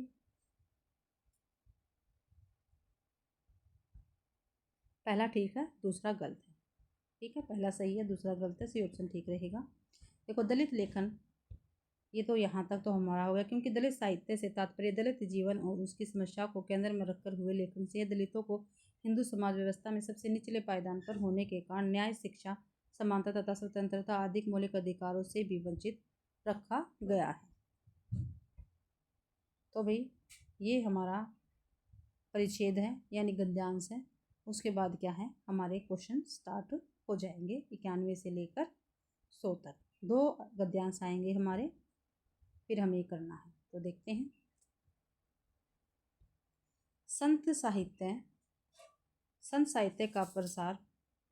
साहित्य का प्रसार भारतीय संस्कृति के इतिहास में एक अनूठी घटना थी। उस बात से इनकार नहीं किया जा सकता, अचानक संस्कृत प्रभुत्व जो सैकड़ों साल से चला आ रहा था खत्म होता दिखाई दिया। जनता की संस्कृति जिसे पुरोहितों ने अब तक दबाया था, पुष्पित और पल्लवित होने लगी। जो लोग खुलकर पुरोहितों के खिलाफ एक शब्द न कह सकते थे, अब खुलेआम उन्हें चुनौती देने लगे। इसका कारण था क्या सामंती व्यवस्था के कमजोर हुए बिना यह संभव था? 16वीं सदी के लगभग शेरशाह और अकबर के शासनकाल में उत्तर भारत की सामंती व्यवस्था काफ़ी कमज़ोर हुई। नहरें खुदने और सड़क बनने से यातायात में उन्नति हुई। एक तरह की मुद्रा से चलने से व्यापार में सुविधा हुई। राज्य और काश्तकार में सीधा संबंध स्थापित होने से जनपदों का अलगाव कम हुआ। बारूद के इस्तेमाल से केंद्रीय राज्य सत्ता जागीरदारी की स्वच्छंदता कम करके उन्हें अपने मातहत कर सके। यूरोप में भारत का व्यापार बहुत बड़े पैमाने पर आगे बढ़ा। उत्तर भारत में शहरों की संख्या ही नहीं बढ़ी, उनकी जनसंख्या और उनका व्यवसायी महत्व भी बढ़ा। जगह जगह अपने अधिकारियों के लिए जनता ने संघर्ष किए और इस तरह भी उसकी एकता बढ़ी। इन परिस्थितियों में सामंती ढांचा जर्जर हुआ। उस ढांचे के भी व्यापारियों द्वारा पैदा किए गए पूंजीवाद संबंध जन्म लेने लगे। पुराने जनपदों का अलगाव काफ़ी दूर हुआ और वे मिलकर एक जाति के रूप में संगठित होने लगे। भक्ति आंदोलन इस जातीय आंदोलन का सांस्कृतिक प्रतिबिंब था। तो 91 क्वेश्चन है हमारा। भक्ति आंदोलन जातीय आंदोलन का सांस्कृतिक प्रतिबिंब था से लेखक का आशय क्या है? तो क्या है, भक्ति आंदोलन ने भारत के सर्वांगीण विकास को बाधित किया? नहीं भी। भक्ति आंदोलन ने सामंती व्यवस्था को तोड़ने का काम किया। भी ऑप्शन अपना ठीक रहेगा। ठीक है, देखो यहाँ पे भक्ति आंदोलन जातीय आंदोलन का सांस्कृतिक प्रतिबिंब था से लेखक का आशय भक्ति आंदोलन ने सामंती व्यवस्था को तोड़ने का काम किया था। अगला क्वेश्चन है, जाति नेशन यानी जाति के संगठन में बाधक तत्व कौन सा है? नहरें खुदना और सड़क बनाना? नहीं भाई। शहरों की जनसंख्या वृद्धि? नहीं। पूंजीवादी संबंधों का जन्म? नहीं। केंद्रीय राज्य सत्ता द्वारा जागीरदारों की स्वच्छंदता को प्रश्रय देना? तो ये क्या था, जाति बाधक तत्व भाई। डी ऑप्शन अपना ठीक रहेगा। संस्कृति प्रभुत्व से लेखक का संकेत किस संस्कृति के प्रभुत्व से है? लोक संस्कृति का प्रभुत्व? नहीं। पूंजीवादी संस्कृति का प्रभुत्व? नहीं। श्रम संस्कृति का प्रभुत्व? नहीं। पुरोहितों की संस्कृति का प्रभुत्व? डी ऑप्शन अपना ठीक रहेगा। अगला क्वेश्चन है, लेखक के अनुसार संत साहित्य का प्रसार किस अर्थ में अनूठा था? संत साहित्य का प्रसार किस अर्थ में अनूठा था भाई, ये हमें बताना है। तो संतों ने पूरे देश में भक्ति का प्रसार किया। संतों ने जनता की संस्कृति को फैलाने में मदद की। तो बी ऑप्शन अपना ठीक रहेगा। अगला क्वेश्चन है, शेरशाह और अकबर के शासन के काल के कौन से गुणों ने भक्ति आंदोलन को फैलने में मदद की? ठीक है, उनका विस्तृत उदारवादी और स्थायी साम्राज्य। बी ऑप्शन ठीक रहेगा। अभी फिर आगे फिर एक परिच्छेद दे रखा है गद्यांश, उसको पढ़कर फिर हमें क्वेश्चन करने हैं। तो साहित्य का संबंध व्यक्ति और राष्ट्रीय जीवन से है। जगत की परिस्थितियों से प्रभावित हुए बिना वह रह ही नहीं सकता, इसलिए कि स्वयं जगत का ही एक अंग है। जीवन में जो क्रियाएं हो रही हैं, साहित्यकार में उनकी प्रतिक्रिया होना स्वाभाविक और अनिवार्य है। समाज का प्रभाव साहित्यकार पर न पड़ना यह असंभव है। हाँ, साहित्यकार पलायन अवश्य कर सकता है, आँख बंद कर सकता है, जैसा कि दरबारी कवियों ने किया। आज की परिस्थितियाँ बिल्कुल भिन्न हैं। पात्र और परिस्थितियों का ख्याल रखना जरूरी है, क्योंकि इनका ख्याल रखे बिना रस का उद्रेक नहीं हो सकता। कोरा शब्दाडंबर टिकाऊ नहीं। साहित्यकार तो सामान्य व्यक्तियों की अपेक्षा कहीं अधिक सहृदय संवेदनशील प्राणी होता है कि अपने देश और काल की ठीक ठीक परिस्थितियों का निर्भीक चित्रण करे। यदि देश दुखी है और दुख गुलामी और शोषण का शिकार है और साहित्यकार इन सब क्लेशों की अपेक्षा उन करके मौज का राग अलापता है, तो वह राष्ट्रीय जीवन से कोसों दूर है। वह राष्ट्र के प्रति साहित्य के प्रति विश्वासघात करता है। उसे साहित्यकार कहलाने का अधिकार नहीं। साहित्यकार फोटोग्राफर मात्र नहीं। यह उचित है कि सामाजिक साहित्यकार समाज का दोष जाने, परंतु केवल उसी के यथार्थ चित्रण से साहित्यकार का कर्तव्य पूरा नहीं हो पाता। पर साहित्य प्रचारक नहीं। इसका अर्थ यह नहीं है कि उसकी रचना की सामाजिक उपादेयता नहीं होती। हमारे प्राचीन संस्कृति के साहित्यकारों ने साहित्य को उपादेयता की आधार भूमि पर प्रतिष्ठित किया है। ऐसी की क्षति साहित्य का बड़ा पुनीत अनुष्ठान है। कोई साहित्यकार राष्ट्र के लिए उपयोगी साहित्य का सृजन कर रहा है। इस बात की अकेली पहचान यह है कि साहित्यकार सत्य तथा राष्ट्रीयता को अपनी श्रद्धानुसार जिस रूप में ग्रहण करे, उसी रूप में निर्भरतापूर्वक व्यक्त करे, भागे नहीं भाई। तो 96वां क्वेश्चन है, उपयुक्त अनुच्छेद के आधार पर निम्नलिखित में से कौन सा कथन सही है? तो सही बताना है, साहित्यकार प्रचारक नहीं है। ये कथन बिल्कुल ठीक है। ये क्या है? प्रचारक नहीं है साहित्यकार। अगला है 97वां, उपयुक्त अनुच्छेद के आधार पर निम्नलिखित में से कौन सा कथन सही नहीं है? रचना की सामाजिक उपादेयता होती है। ठीक है। साहित्यकार पर समाज का प्रभाव पड़ना आवश्यक नहीं। ये क्या है? गलत है। भी आवश्यक होता है। ठीक है। साहित्य का संबंध राष्ट्रीय जीवन से है। बिल्कुल है। दरबार कवियों ने पलायन किया। ये भी ठीक है। बी ऑप्शन अपना गलत रहेगा। बी ऑप्शन गलत है भाई, यानी ठीक है इस क्वेश्चन का। उपयुक्त अनुच्छेद के आधार पर राष्ट्र के लिए उपयोगी साहित्य सर्जन की पहचान क्या है? पात्रों और परिस्थितियों के प्रति निरपेक्षता। ठीक है। पहचान बताना भी क्या है? नहीं है। साहित्यकार की संवेदनशीलता नहीं। सत्य का ग्रहण और निर्भरतापूर्ण अभिव्यक्ति। ये है भाई, सी ऑप्शन ठीक रहेगा। अगला है 99वां, उपयुक्त अनुच्छेद के आधार पर साहित्य का पुनीत अनुष्ठान क्या है? ठीक है। रसानुभूति की अपेक्षा, यथार्थ की अपेक्षा, मौज का राग अलापना या अशिव की क्षति। डी ऑप्शन अपना ठीक है, अशिव की क्षति। उपयुक्त अनुच्छेद के आधार पर या भी उपयुक्त अनुच्छेद के आधार पर साहित्यकार के लिए पात्रों और परिस्थितियों का ख्याल रखना क्यों जरूरी है? तो साहित्य के प्रति विश्वासघात के लिए नहीं, शब्दाडंबर के लिए नहीं, रस के उद्रेक के लिए भाई। तो इसी के साथ भाई आज हमारा क्या है, आज की ये क्लास यहीं पे कंप्लीट होती है। आज मैंने पूरे 100 क्वेश्चन आपके करवा दिए हैं। ठीक है। आशा करती हूँ आपको ये क्लास पसंद आई होगी। अगर आपको क्लास पसंद आती है तो प्लीज़ ज़्यादा से ज़्यादा शेयर कीजिए। ठीक है। लाइक कीजिए और कमेंट करना तो आप बिल्कुल भी ना भूलें भाई। इसी से मेरे को पता चलता है आपको क्लास पसंद आती है या नहीं। मेरा चैनल नया है तो प्लीज़ मेरे चैनल को भी सब्सक्राइब ज़रूर करना। और आप सभी का मेरी क्लास देखने के लिए बहुत बहुत धन्यवाद।